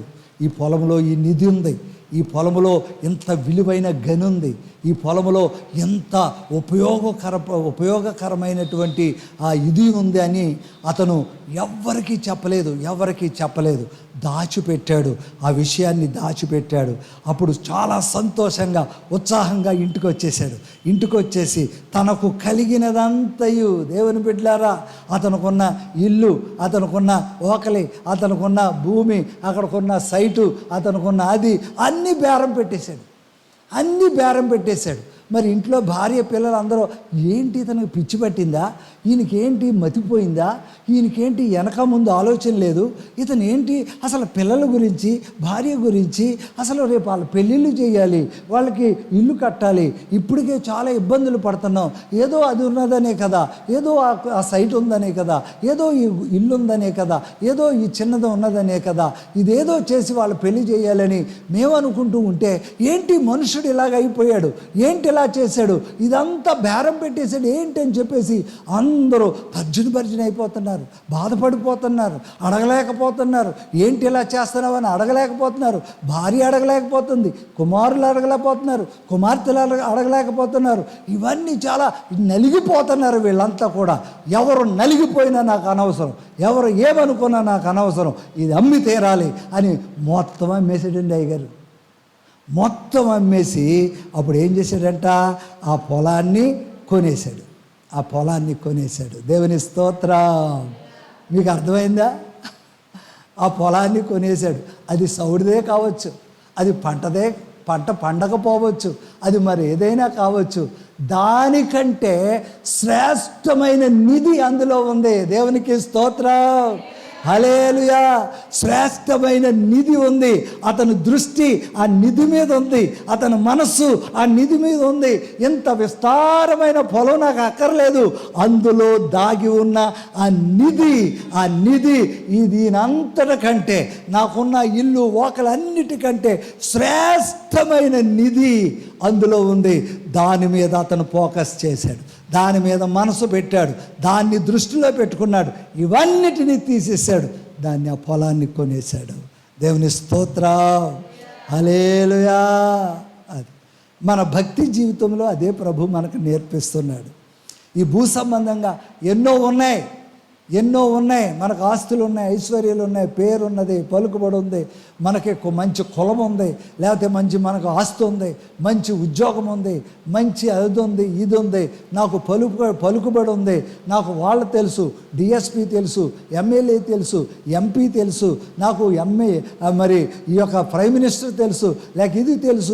లోకంలో ప్రజలు ఇలాంటి వాటిని బట్టి చాలా వాటి మీద దృష్టి పెట్టి గర్విస్తూ ఉంటారు, వాటిని బట్టి అతిశయిస్తూ ఉంటారు, వాటిని బట్టి గర్వంగా మాట్లాడతారు, ఇతరులను లెక్కలేనితనంగా మాట్లాడతారు, ఇతరులను చిన్నచూపు చూస్తూ మాట్లాడతారు, ఇతరులను ద్వేషించే విధంగా ఉంటారు. దేవుని బిడ్డలారా, ఇది లోకం ప్రాముఖ్యమైనది వాళ్ళకి తెలియదు. వాళ్ళు ప్రాముఖ్యమైనది ఏంటి? వాళ్ళకున్న డబ్బు, ప్రాముఖ్యమైంది విద్య, ప్రాముఖ్యమైంది ఆస్తి, ప్రాముఖ్యమైంది వాళ్ళకున్న పలుకుబడి, ప్రాముఖ్యమైంది బలగం, ప్రాముఖ్యమైంది పరిచయాలు. వీటిని బట్టి గర్విస్తూ ఉంటారు. దేవుని బిడ్డలారా, ప్రాముఖ్యమైన దానిని నువ్వు గ్రహించినట్లయితే ఇవన్నీ కూడా నీ దృష్టిలో పనికిరానివే. దేవుని స్తోత్రం చెప్పండి. హల్లెలూయా. అర్థమైంది కదా? ఈ భూ సంబంధంగా ఎన్నున్నా ఓ పాట ఉంది, మీకు తెలుసో లేదో. మనులు మాణిక్యములున్నా, మేడమిద్దెలు ఎన్నున్నా, మదిలో యేసు లేకున్నా, ఏది అది సున్నా, మదిలో యేసు లేకున్నా, ఏది ఉన్నా అది సున్నా. సందాలెన్నున్నా, అందలముపై కూర్చున్నా, సందాలెన్నున్నా, అందలముపై కూర్చున్నా, విద్య ఉన్నా, బుద్ధి ఉన్నా, విద్య ఉన్నా, బుద్ధి ఉన్నా, ఏది ఉన్నా అది సున్నా, మనులు మాణిక్యములున్నా, మేడ మిద్దెలు ఎన్నున్నా. దేవుని స్తోత్రం.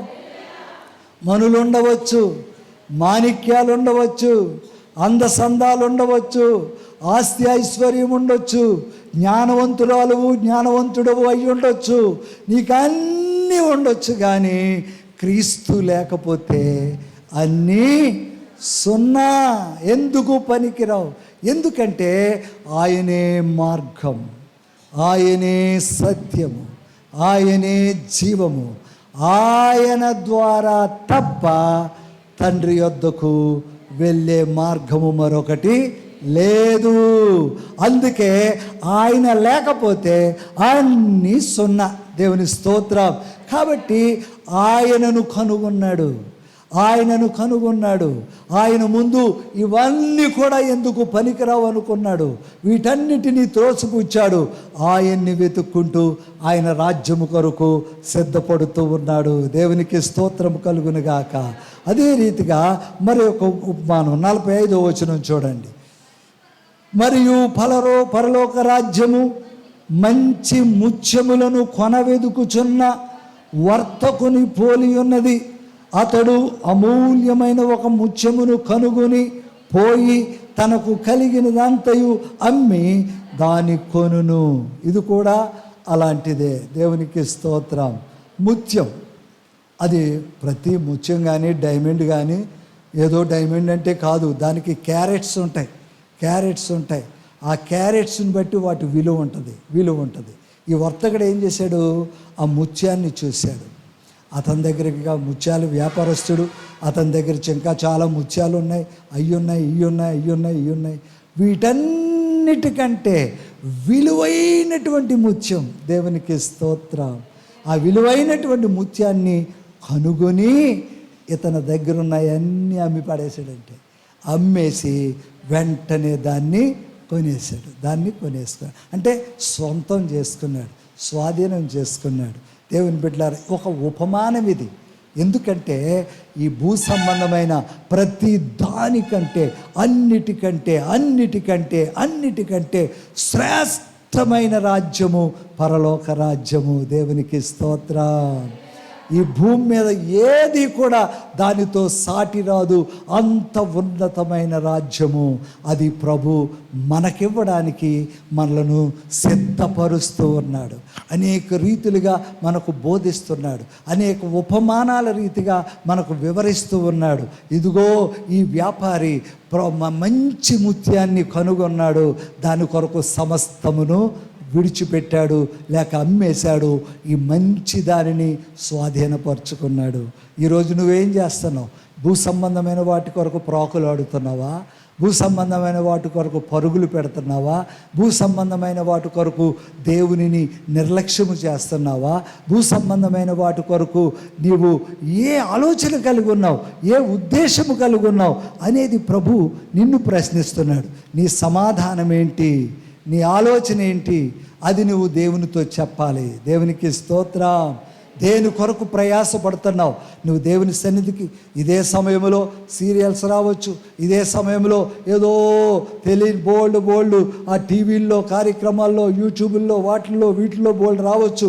అవన్నీ ఓ పక్కన పెట్టి వాటన్నిటినీ కూడా నీవు విడిచిపెట్టి వచ్చి దేవుని సన్నిధిలో ఈ విధంగా కూర్చుని ఇలాగ దేవుని మాటలు వింటూ ఈ విధంగా నీవు సిద్ధపరచుకుంటున్నావంటే వీటన్నిటికంటే ప్రాముఖ్యమైన దానిని నువ్వు కనుగొన్నావు కనుక ఈ సమయాన్ని, ఈ స్థలానికి వచ్చి దేవుని సన్నిధిలో గడపగలుగుతున్నావు. ఇది మాత్రమే చాలు అనుకోవడానికి వీల్లేదు. ఇంకా క్రమముగా ఒక్కొక్క మెట్టు ఎక్కితేనే కానీ మనము పైకి చేరలేం. దేవుని స్తోత్రం. మీరందరూ ఎక్కడ కూర్చున్నారు, చక్కగా వింటున్నారు, అయ్యగారు మాట్లాడుతున్నారు, ప్రార్థనలో నడిపిస్తున్నారు, ఎన్నో చెప్తున్నారు. ఇక్కడికి నేను రావాలి. దేవుని బిడ్డలారా, ఆ మొదటి మెట్టు ఎక్కి నుంచి అమ్మయ్య వచ్చేసానంటే సరిపోతుందా? రెండో మెట్టు ఎక్కాలి. వచ్చేసానంటే సరిపోతుందా? 3వ మెట్టు ఎక్కాలి, వచ్చేసానంటే సరిపోతుందా? దేవుని బిడ్డలారా, ఈ మెట్లన్నీ ఎక్కుకుంటూ వస్తేనే కానీ నేను ఎక్కడికి రాలేకపోయాను. అదేవిధంగా దేవుని బిడ్డలంగా మనము మన కొరకు దేవుడు తండ్రి సిద్ధపరిచినటువంటి ఆ రాజ్యంలో చేరాలి అంటే ఆధ్యాత్మికమైన మెట్లు మనము ఎక్కుతూ రావాలి. దేవుని స్తోత్రం. ఏదో ఒక మెట్టు ఎక్కాం, అమ్మయ్య నా భక్తి చాలు, నా ప్రార్థన చాలు, నేను చాలు అనుకుంటే కుదరదు. దేవుని వాక్యం ఒక గని. ఈ వాక్యములో నుండి ఒక్కొక్క మాట నీతో ప్రభు మాట్లాడుతూ ఉన్నప్పుడు వాటిని సరి చేసుకుండి వాటిని శుద్ధీకరించుకుంటే ఒక మెట్టు నువ్వు ఎక్కినట్లు. మరొక విషయాన్ని ప్రభు నీతో మాట్లాడినప్పుడు, అయ్యో ప్రభా ఈ విషయం నాకు తెలియక నేను ఇంతకాలం పొరపడిపోయానయ్యా, ఇంకా నేను ఎప్పుడు నా జీవితంలో అనుమతించనయ్యా అని నువ్వు శుద్ధీకరించుకున్నప్పుడు 2వ మెట్టు ఎక్కినప్పుడు. ఈ విధముగా ఒక్కొక్క మెట్టు నువ్వు ఆత్మీయంగా ఎక్కుతూ ఉంటే దేవుని బిడ్డలారా, దేవుని రాజ్యానికి నేను చేరగలుగుతాం. దేవుని స్తోత్రం. బోధించే నేనైనా అంతే. అర్థమైందా? పాస్టర్ గారికి నేరుగా దేవుడు అలా పట్టుకుని తీసుకెళ్ళి పరలోకం రాజ్యంలో పెట్టేస్తాడు అనుకోకండి. మీరేమి చేయాలో నేను అదే చేయాలి. నేను వినాలి, నేను నేర్చుకోవాలి, నేను అనుసరించాలి, నేను సిద్ధపడాలి, అందరూ సిద్ధపడాలి. మనమందరము కూడా ఆయన రాజ్యంలో చేరాలి. దేవునికి స్తోత్రం. హల్లెలూయా. ఇక్కడ ఇంకో మాట 47వ వచనం చూడండి. మరియు పరలోక రాజ్యము సముద్రములో వేయబడి నానా విధములైన చేపలను పట్టిన వలను పోలి ఉన్నది. అది నిండినప్పుడు దానిని దరికి లాగి కూర్చుండి మంచి వాటిని గంపలో చేర్చి చెడ్డ వాటిని బయట పారవేయుదురు. ఆగండి. దేవునికి స్తోత్రం. హల్లెలూయా.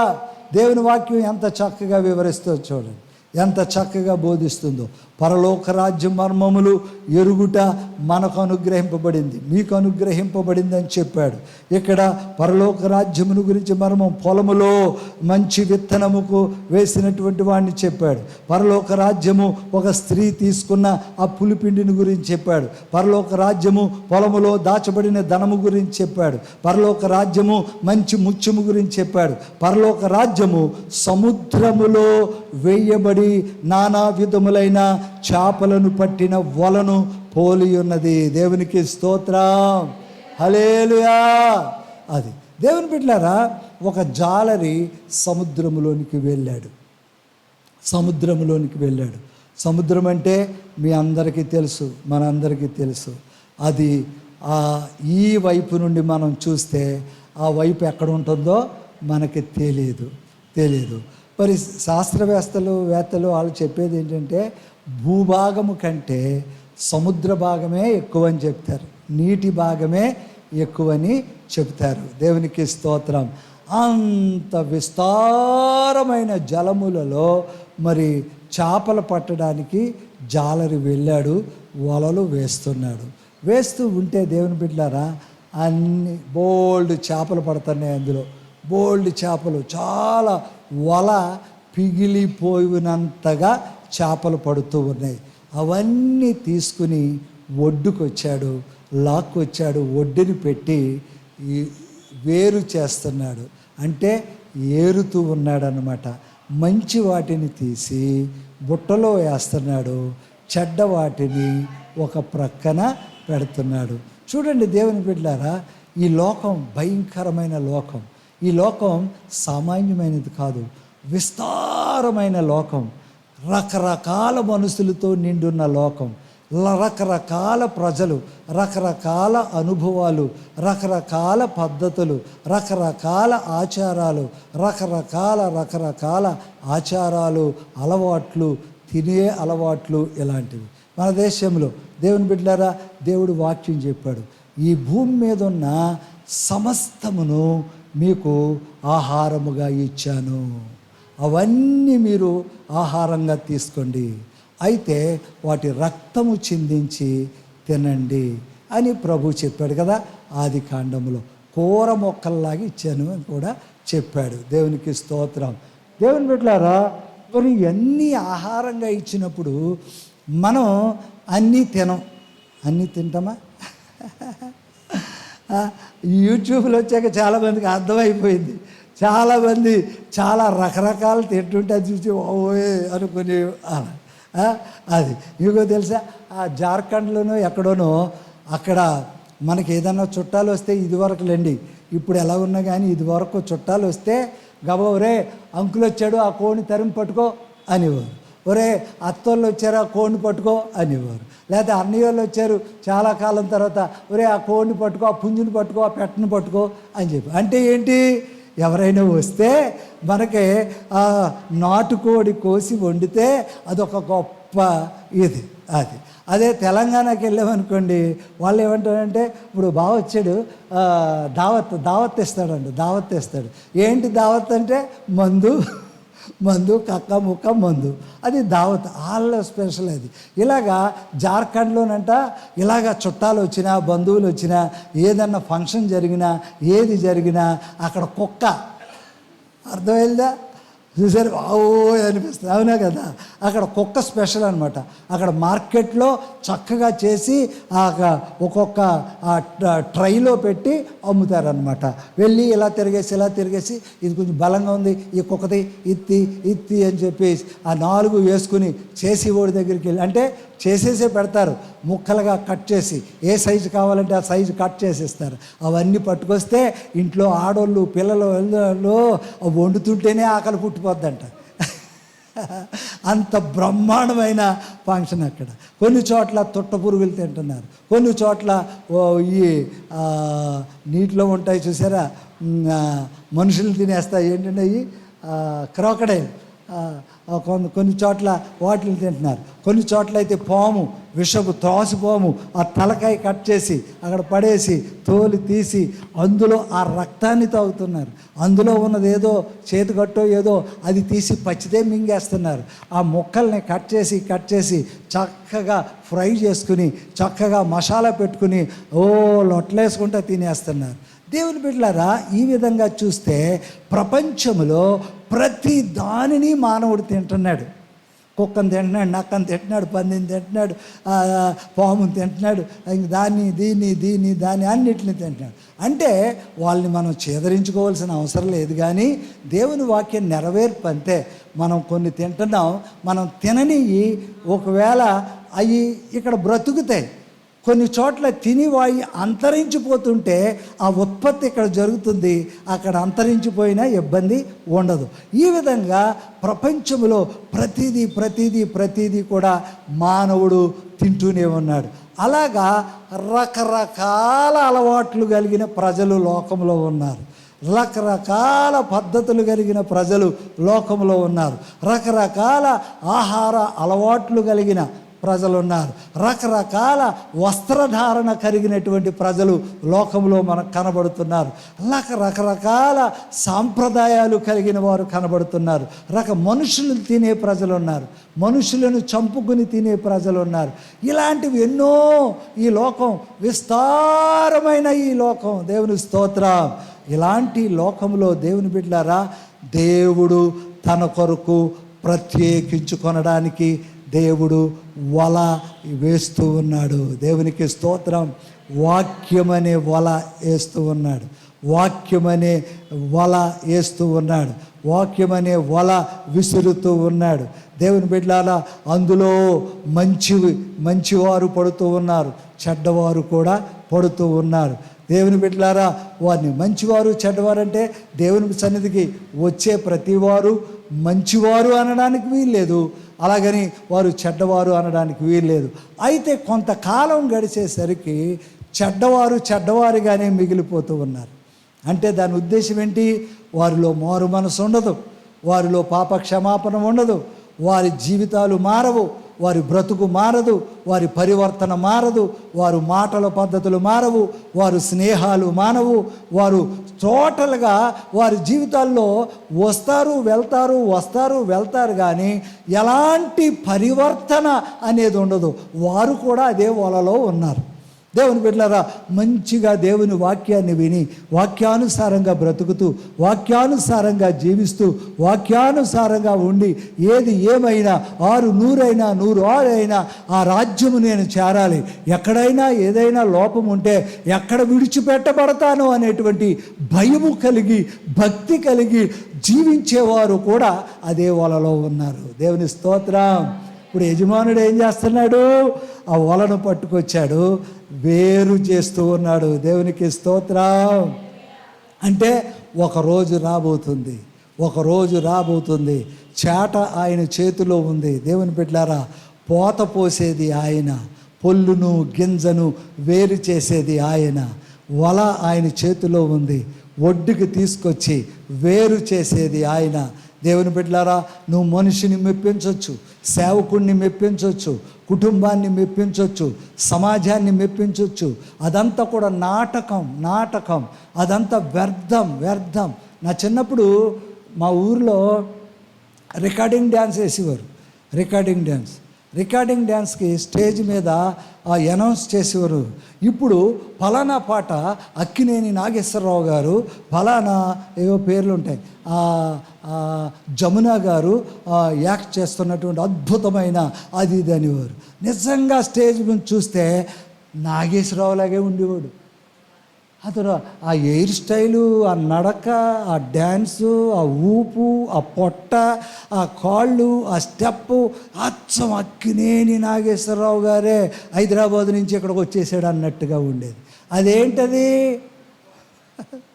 దేవుని బిడ్డలారా, మనం అనుకోవచ్చు అబ్బా అచ్చం అలాగా, కానీ ఒరిజినల్ కాదు. అదంతా మోసం, అదంతా యాక్షన్, అదంతా ఇమిటేషను. దేవుని బిడ్డలారా, దేవుని సన్నిధిలో ఇలాంటి ఇమిటేషన్ పనికిరాదు. దేవుని సన్నిధిలో ఇలాంటి యాక్షన్ పనికిరాదు. దేవుని సన్నిధిలో ఇలాగా మరొకరిని పోలి ఉండడం పనికిరాదు. నీ భక్తి నీది, నీ విశ్వాసం నీది, నీ సమర్పణ నీది, నీ ప్రార్థన నీది. నువ్వు ఒకరిని చూసి నువ్వు మోసపోవడం వీల్లేదు, ఒకరిని చూసి నువ్వు అలా ఉండడం వీల్లేదు. నీకు నువ్వే క్రీస్తు వైపు చూస్తూ, దేవునికి స్తోత్రం. క్రీస్తే మనకు మాదిరి, క్రీస్తే మన రక్షకుడు, క్రీస్తే మన కొరకు ప్రాణత్యాగం చేసినవాడు, క్రీస్తే మనకు రక్షణ భాగ్యాన్ని ఇచ్చినవాడు.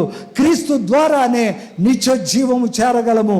ఆ క్రీస్తునే మనము వెంబడించాలి, ఆ క్రీస్తునే మనము అనుసరించాలి, ఆ క్రీస్తు పోలికలోకి మనము మార్చబడాలి. క్రీస్తు యేసుకు కలిగిన ఈ మనస్సు మనమందరము కలిగి ఉండాలి.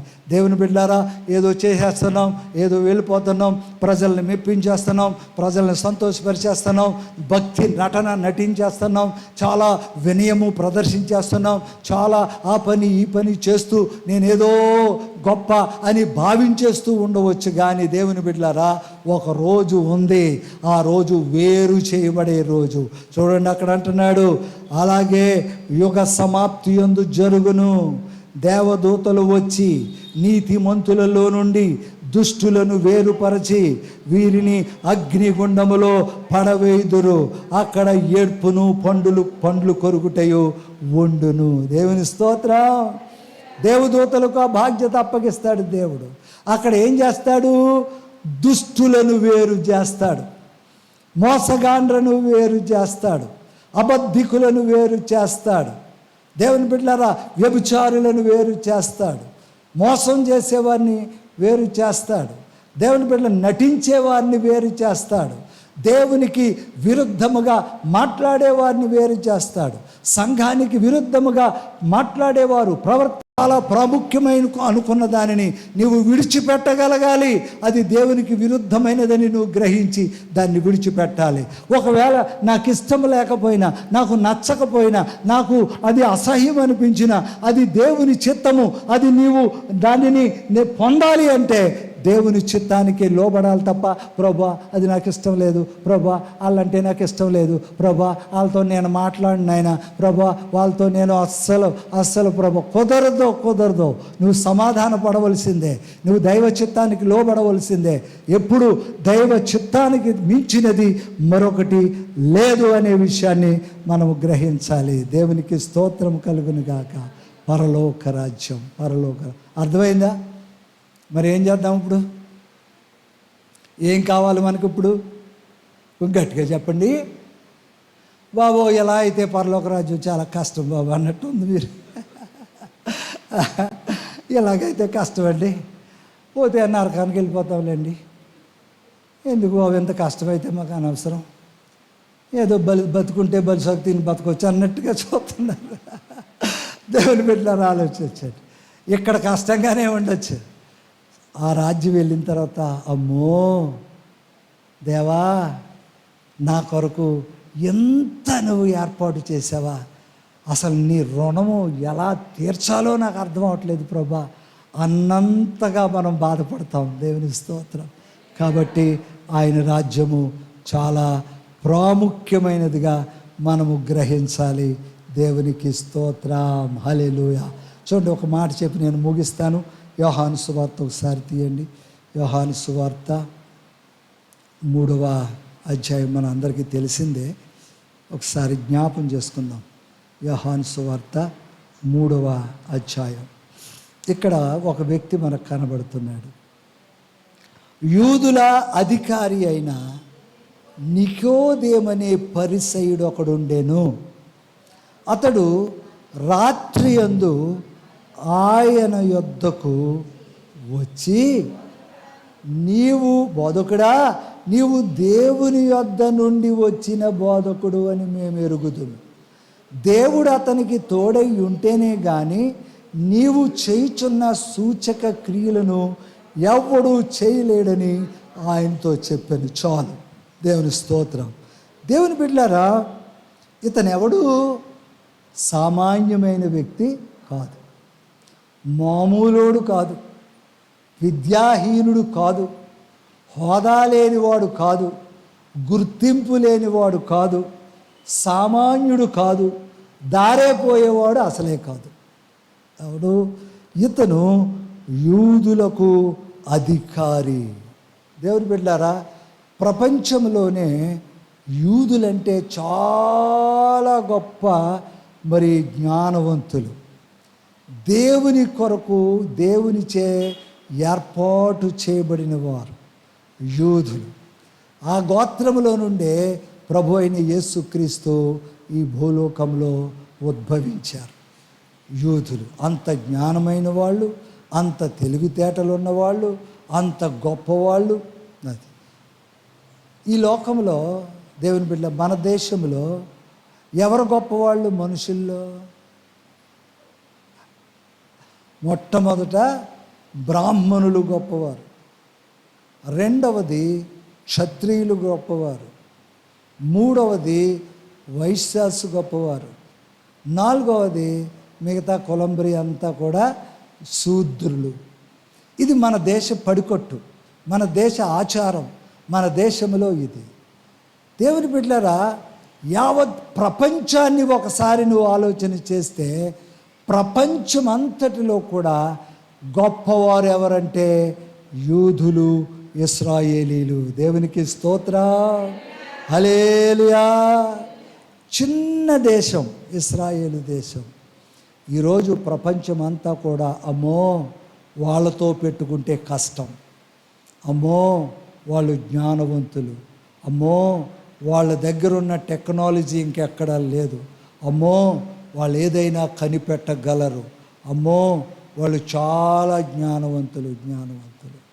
ఓసారి నేను విన్నాను, గర్భిణీ స్త్రీ అంట కడుపులో శిశువు ఉండగానే బయట చక్కటి మ్యూజిక్ పెట్టి, చక్కటి ఏవేవో పెట్టి, కడుపులో ఉండగానే ఆ బిడ్డ పుట్టిన తర్వాత ఆ చదువుకి లేకపోతే ఆ మ్యూజిక్కి వాటికి అలవాటు పడేటట్లుగా చేస్తారట. మరి ఇది ఎక్కడదో తెలియదు. అంత జ్ఞానవంతులు అంత. నేను ఇంతకుముందు బొంబాయి ఎయిర్పోర్ట్లో పనిచేశాను. ఎయిర్పోర్ట్లో పనిచేస్తే అక్కడ ఇజ్రాయెల్ దేశం నుండి ఒక విమానం వచ్చింది. విమానం వచ్చిన తర్వాత వెంటనే దాంట్లో ఉన్న క్రూసు వాళ్ళు, ప్యాసింజర్ కాదు, అందులో ఉన్న ఏదో టెక్నాలజీ తెచ్చిందనమాట. ఆ విమానం చుట్టూ వాళ్ళ మనుషులే, వాళ్ళ సెక్యూరిటీయే వాళ్ళు ఏవేవో మిషన్లు ఏవేవో వారు తగిలించుకుని పట్టుకుని విమానం చుట్టూ అలాగ విమానం మధ్యలో ఉంది, వాళ్ళు ఇలా తిరిగి అంతా పరిశీలిస్తూ ఉన్నారు చుట్టూ తిరిగి. అప్పుడు మేము విమానం దగ్గరికి వెళ్ళాం.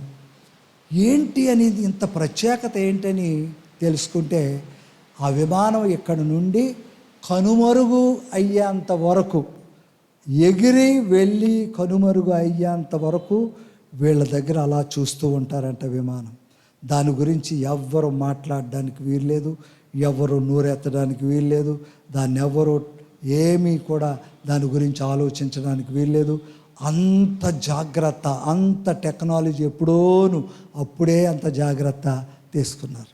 మరలా ఇంకో విషయం చెప్పిన, నాకు బైబిలు అర్థమైన తర్వాత అప్పుడు తెలిసింది ఓహో అని. ఏంటంటే వారు పరస్త్రీ దగ్గరికి వెళ్ళరు, వెళ్ళి వాళ్ళ వీర్యాన్ని వేరే చోట పాడు చేయరు.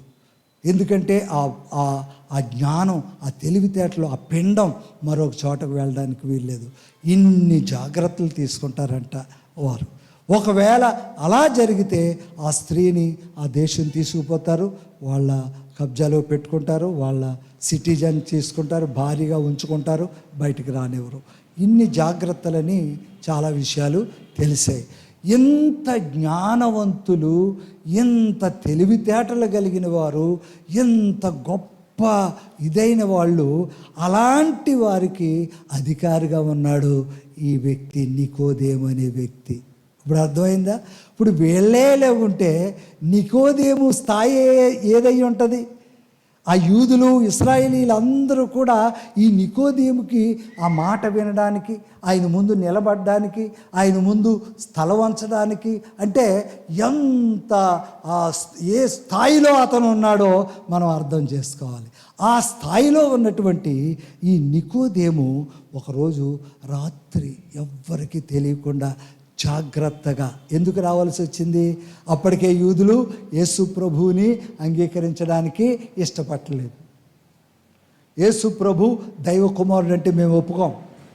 మాకు మోషే ద్వారా చెప్పబడిన యెహోవా మాకున్నాడు, మోషే ప్రవక్త మాకున్నాడు, మోషే ఇచ్చిన గ్రంథం మాకుంది, పాత నిబంధన గ్రంథం, ధర్మశాస్త్రం మాకుంది. మాకు ఎవరిని కూడా మేము దేవుడిగా అంగీకరించలేం. ఈ యేసు గురించి మీ అందరికీ తెలుసు. అతను సమాధిని జయించి తిరిగి లేస్తే ఆ సైనికులందరూ వచ్చి, అయ్యా ఆ వెలుగును చూడలేక మేము తలలు నేలకి మోపుకున్నామయ్యా అని చెప్పారు. అయితే అమ్మో అసాధ్యుడు తిరిగి లేచిపోయాడని గ్రహించి, ఇదిగో ఈ డబ్బులు తీసుకుని వెళ్ళి వాళ్ళ శిష్యులు వచ్చి ఎత్తుకుపోయారని చెప్పండి. ఎక్కడ చెప్పకండి, మీకు ఎలాంటి ఇబ్బంది రాకుండా మేము చూసుకుంటాం. ఈ విషయాన్ని ఎక్కడా చెప్పకండి. ఆయన మరణాన్ని జయించి తిరిగి లేచాడనే విషయాన్ని మీరు నోటు గుండా కిక్కిరి మనకుండా వెళ్ళిపోయిన మాట చెప్పొద్దని డబ్బులు ఇచ్చి పంపారు. అది పరిశుద్ధ గ్రంథంలో ఉంది. దేవుని మత్తయి సువార్త 24లో మనం చూస్తాం. అలా ఉంది. దేవుని బిడ్డలారా, అలాగే వెళ్ళిపోయారు. ఆ దినము నుండి ఈ రోజు వరకు కూడా యేసు ప్రభువుని వాళ్ళ శిష్యులు ఎత్తుకుపోయి దేవుడు లేపాడని చెప్తున్నారు. ఇదంతా ఉట్టిది అనే భావనలో ఈ రోజు వరకు ఉండిపోయారు. అయితే చాలామంది సత్యాన్ని గ్రహించి నమ్ముకుంటూ ఉన్నారు. దేవునికి స్తోత్రం. అయితే దేవుని బిడ్డలారా, ఇలాంటి ఎంత ఉన్నతమైన ప్రజలకు అధికారిగా ఉన్నటువంటి ఈ వ్యక్తి రాత్రి సమయంలో యేసు ప్రభు దగ్గరికి వెళ్ళాడు. యేసు ప్రభు దగ్గరికి ఎందుకు వచ్చాడు? అక్కడ అన్నాడు, బోధకుడా, నీవు దేవుని యొద్ద నుండి వచ్చిన బోధకుడు అని మేము ఎరుగుదుము. దేవుడు అతనికి తోడై ఉంటేనే కానీ నీవు చేయుచున్న సూచక్రియలను ఎవడునూ చేయలేడని ఆయనతో చెప్పాను. దేవునికి స్తోత్రం, హల్లెలూయా. ఆయన యేసుక్రీస్తు ద్వారా జరుగుతున్న అద్భుతాలు, ఆశ్చర్య కార్యాలను బట్టి ఇతడు నిజముగా దేవుని చేత పంపబడినటువంటి వాడు అని అతడు గ్రహించాడు. ఎందుకంటే యూదులు వీరికంటే జ్ఞానం కలిగిన వాడు అతను గ్రహించాడు. రాత్రి వేళ వచ్చాడు. పగలొస్తే అందరూ చూస్తారు. పగలొస్తే ఏంటి వీడు ఆడి దగ్గరికి వెళ్తున్నాడు ఏంటి అనుకుంటారు. అతని మీద నింద మోపుతారు. అతన్ని మళ్ళీ ఏదైనా సమాజంలో నిలబెడతారు. కాబట్టి రాత్రి వేళ వచ్చి, ఇదిగో నీవు నిజంగా దేవుని చేత పంపబడిన వ్యక్తివని ఈ జరుగుతున్న అద్భుతాల ద్వారా నేను గ్రహిస్తున్నాను. అద్భుతాలు ఏం చేశాడు ఆయన? దెయ్యాలను వెలగొట్టాడు, రోగులను స్వస్థపరిచాడు, చూపు లేని వారికి చూపునిచ్చాడు, నడవలేని వారిని నడిపించాడు, వినికిడి లేని వారికి వినికిడిచ్చాడు. ఈ విధంగా ఎన్నో అద్భుతాలు, చనిపోయిన వారిని సహితం తిరిగి లేపాడు, ఇలాగా దెయ్యాలని విడిపించాడు. చాలా చాలా పక్షవాతం కలిగిన వారిని, కుష్టు రోగులను, నడవలేని వారిని ఎన్నో సముద్రాన్ని నిమ్మలింపజేసి తుఫాను గద్దించి ఎన్నో అద్భుతాలు. ఇవన్నీ ఆ స్థానంలో ఉన్నప్పటికీ ఆ వ్యక్తి ఏంటి అసలు? యేసు అంటున్నారు. అతని వెనకాల ఈ ప్రజలందరూ ఏంటి అసలు ఏం జరుగుతుంది అక్కడంటే, సార్ ఇలా జరుగుతుంది ఇలాగా అక్కడ లాజరు తిరిగి లేచాడు సార్, 4వ దినాన్ని లేచాడు సార్, చాలా అద్భుతం సార్. అయితే అక్కడ ఆ యదోరాలు కొడుకు చనిపోయాడు, పాడి మీద ఎత్తుకుపోతుంటే వెళ్ళి ఆఫ్ చేయండి అని చెప్పి ఆ పాడి మీద ఉన్న ఆ వ్యక్తిని తిరిగి లేపాడు సార్. అంత మాత్రమే కాదు, అదిగో యాయిరు కుమార్తె ఆవిడ చనిపోయింది సార్, అతను లేపాడు సార్. నిజంగా అతని కార్యాలు చూస్తుంటే చాలా అసాధ్యుడు సార్. ఈ రిపోర్ట్ ఎప్పటికప్పుడు అతను వింటున్నాడు, చూస్తున్నాడు. అప్పుడు గ్రహించాడు ఇతను నిజముగా దేవుని చేత పంపబడిన వాడని గ్రహించాడు. అప్పుడు రాత్రివేళ సమాజానికి భయపడి రాత్రివేళ వచ్చి అంటున్నాడు, దేవుడు అతనికి తోడై ఉంటేనే కానీ ఈ సూచక్రియలు చేయలేడని అతను చెప్పి, అందుకు యేసు అతనితో, ఒకడు క్రొత్తగా జన్మించితేనే కానీ అతడు దేవుని రాజ్యము చూడలేడని నీతో నిశ్చయముగా చెప్పుచున్నాను. దేవుని స్తోత్రం, హల్లెలూయా.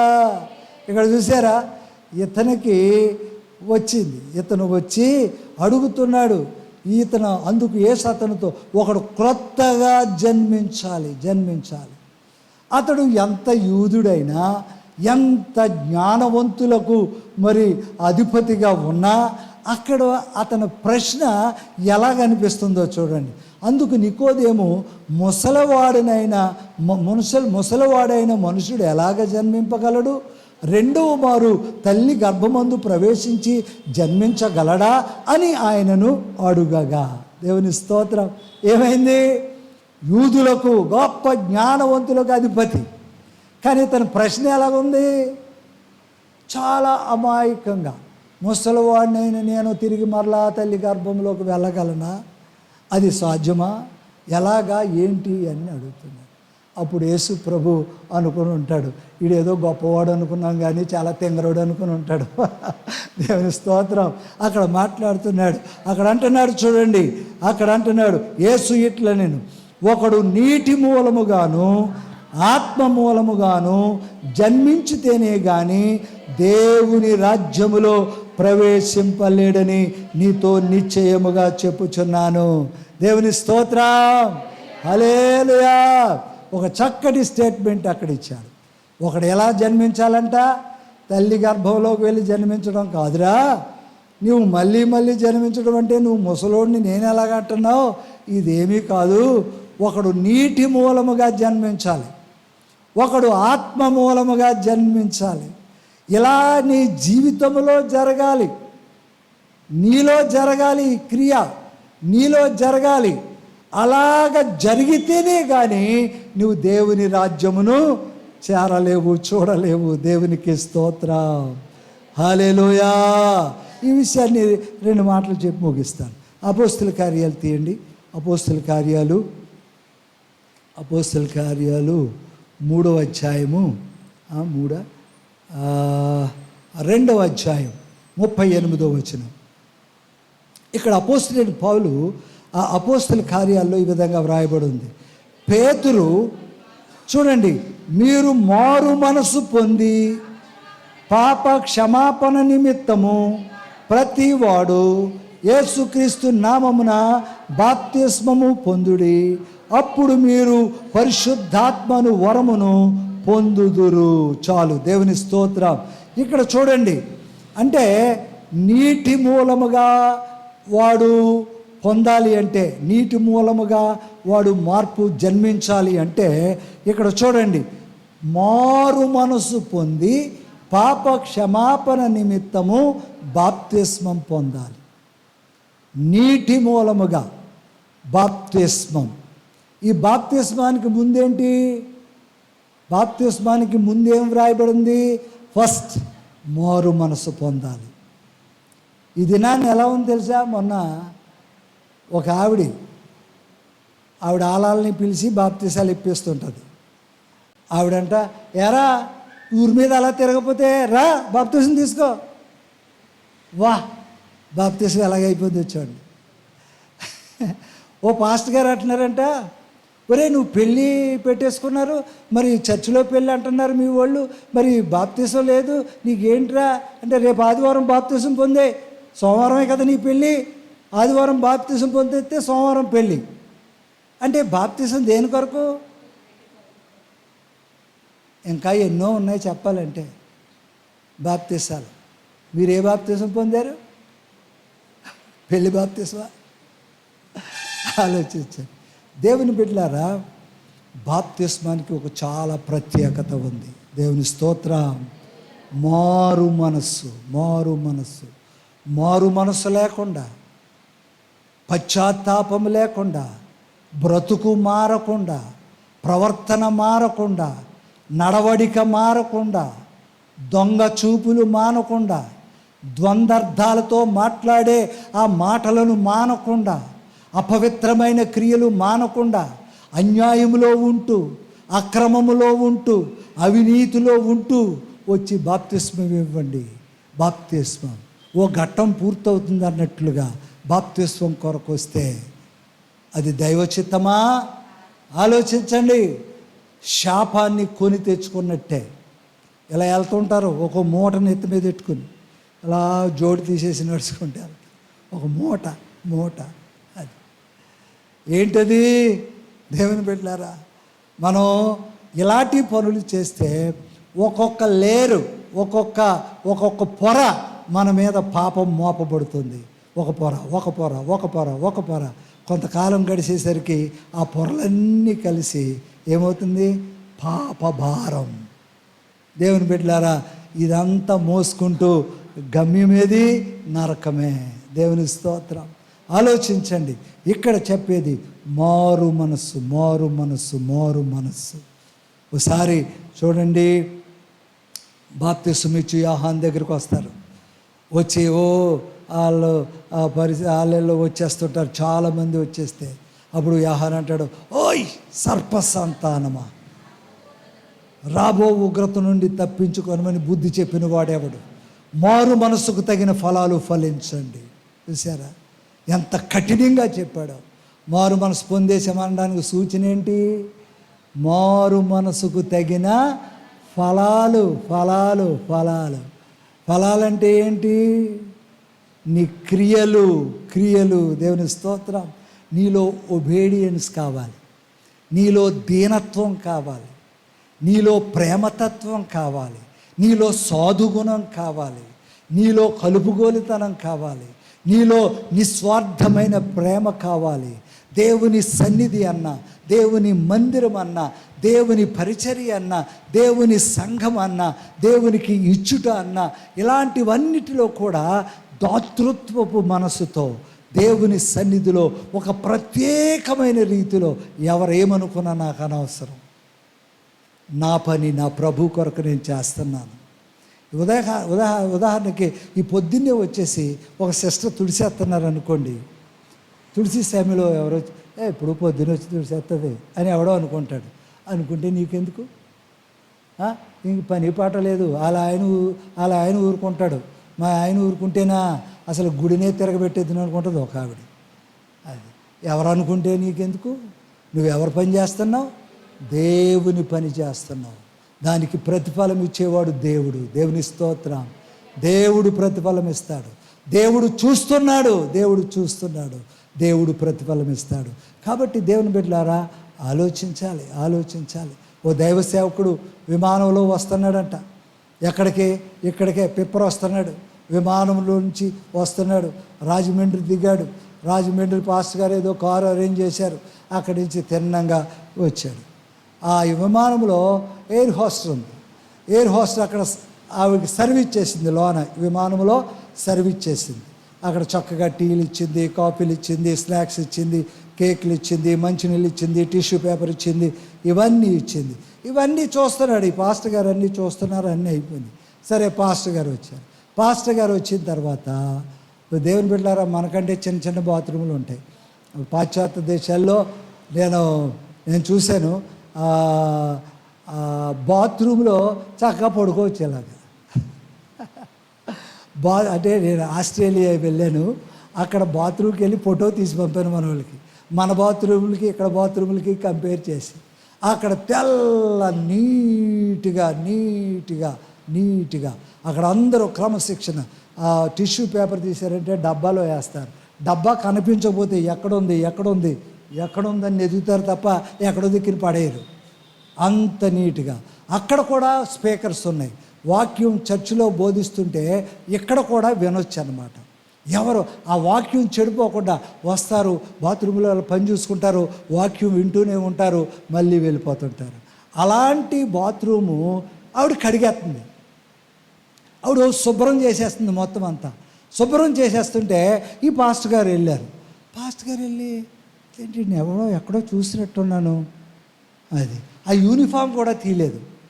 యూనిఫామ్ నేను వచ్చిన ఫ్లైటే, యూనిఫామ్ ఇది అమ్మా నువ్వు అంటే, అయ్యగారు నేను మిమ్మల్ని చూశానండి, మీకు సర్వీస్ చేసింది నేనేనండి. మరి ఏంటి ఎక్కడ అంటే, మరి మా సంఘం అండి, మా చర్చ్ అండి, ఆ బాత్రూములు కడుగుతున్నానండి, కడిగి అప్పుడు ఇంటికి వెళ్ళి ఫ్రెష్ అయ్యి మళ్ళీ మందిరానికి వచ్చేస్తానండి అని చెప్పింది. మీరేమనుకుంటున్నారు చెప్పండి? ఆవిడ పొజిషన్ ఏంటి, ఆవిడ స్థితి ఏంటి, ఏం చేస్తుంది? మనకైతే సిగ్గు ఎక్కువ. నేనా తుట్టమా సార్, ఎవరో ఉంటారులే తుడుచుకునేవాళ్ళు, నేనా కుర్చీలు సదరటమా సార్, నా పని కాదే, దాన్ని చూసుకుంటారు. అయ్యో, ఇలాగ చాలా విషయాల్లో మనం వెనకబడిపోతూ ఉంటాం. చాలా విషయాలు నువ్వు దేవుని కొరకు చేస్తున్నావు అనే విషయాన్ని మర్చిపోతున్నావు. ఆమె దేవుని కొరకు చేస్తూ వచ్చింది. దేవుడు ఆమెను విడిచిపెట్టలేదు. ఒక ఉన్నతమైన స్థానంలో ఆ బిడ్డనిచ్చాడు. ఉన్నతమైన స్థానానికి వెళ్ళిపోయిన తర్వాత దేవుణ్ణి మర్చిపోలేదు, పరిచర్య మర్చిపోలేదు. అమ్మో నేను ఎయిర్ హోస్టల్ని, నేను చేయకూడదు ఈ పని అనే మనస్సు ఆమెకు రాలేదు. ఒక ఆయన వచ్చి ప్రార్థన చేయమని, ఏది బతకడానికి ఇబ్బందిగా ఉంది సార్, గేదె కొనుక్కొని పాలు అమ్ముకుని బతకాలనుకుంటున్నాను సార్, ప్రార్థన చేయండి, ఆ భగవంతుడు గేదె ఇస్తే బాగుంటుందని. అలాగే ప్రార్థించగా ఓ గేదె ఇచ్చారంట. ఆ గేదె పుష్కలంగా పాలు ఇస్తుంది. ఆడ పెయ్యి తోడు నెట్టింది, 2 అయ్యాయి. మంచి పాలు ఇచ్చింది, మళ్ళీ పెయ్య పెరుగుతుంది. ఇలాగ దోళ్ళు బాగా పెరిగాయి. పాలు వ్యాపారం పెరిగిపోయింది. గుడి మానేశాడు. ఏంట్రా బాబు అసలు కనబట్టే, ఎక్కడ ఖాళీ ఉంటుంది అయ్యగారు, దోళ్ళు పాలు అట్లా గడ్డి కోసుకురావటం, వాళ్ళని ఆ పేడ తీయటం, అవి తీయటం, ఇది వరకంటే ఒకటి, కానీ ఇప్పుడు 6-7 దోళ్ళు అయ్యాయండి. ఆ భగవంతుడి దయ వల్ల ప్రతిదీ పెయ్యి దోడనే పెట్టిందండి. ఇంకా ఎలాగండి, అలాగండి. నేను గుడికి రాగలిగేటట్టు ప్రార్థన చేయండి అన్నాడంట. ఇప్పుడు పాస్టర్ గారు ఏం ప్రార్థన చేయాలి చెప్పండి? పాస్టర్ గారు ఏం ప్రార్థన చేయాలి? ప్రభువా దోళ్ళు ఇచ్చి వాడిని చెడగొట్టండి ఆయన, నీ సన్నిధికి వచ్చేవాడు ప్రభువా, ఆ దోళ్ళు ఇవ్వటం వల్ల ఆడు గుడికి రావట్లేదు నాయన, ఏదో రకంగా గుడికి వచ్చేటట్టు చేయను ఆయన అంటే క్రమముగా ఒక్కోటి అమ్మకం ప్రారంభమైంది. ఒక్కోటి వెళ్ళిపోయింది. అన్నీ అయిపోయినాయి. దేవుని బిడ్డలారా, అప్పుడు మళ్ళీ గుళ్ళో కనపడ్డాడు. గుడికి వచ్చాడు.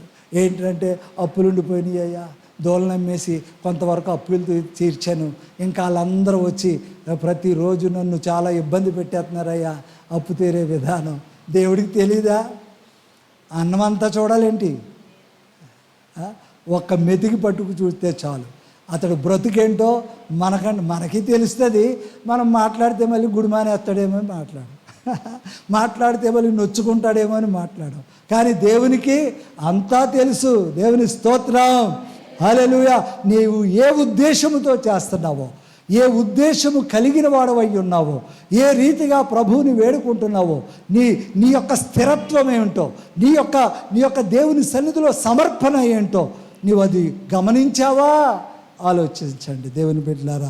ఈ విధముగా దేవుని యొక్క కార్యాలు, మొట్టమొదట నీవు మారు మనసు పొందాలి, తర్వాత పాప క్షమాపణ నిమిత్తము బాప్తిసం పొందాలి. ఇంతవరకు నేను ఏవైతే దేవునికి విరుద్ధమైన పనులు చేశానో అవన్నీ కూడా క్షమించబడాలి. అవన్నీ క్షమించబడ్డానికి నేను బాప్తిస్మం పొందాలి, నూతన జన్మనెత్తాలి. దేవునికి స్తోత్రం, హల్లెలూయా. పాత రోత జీవితం అంతా కూడా సమాధి చేయాలి, పాతి పెట్టాలి.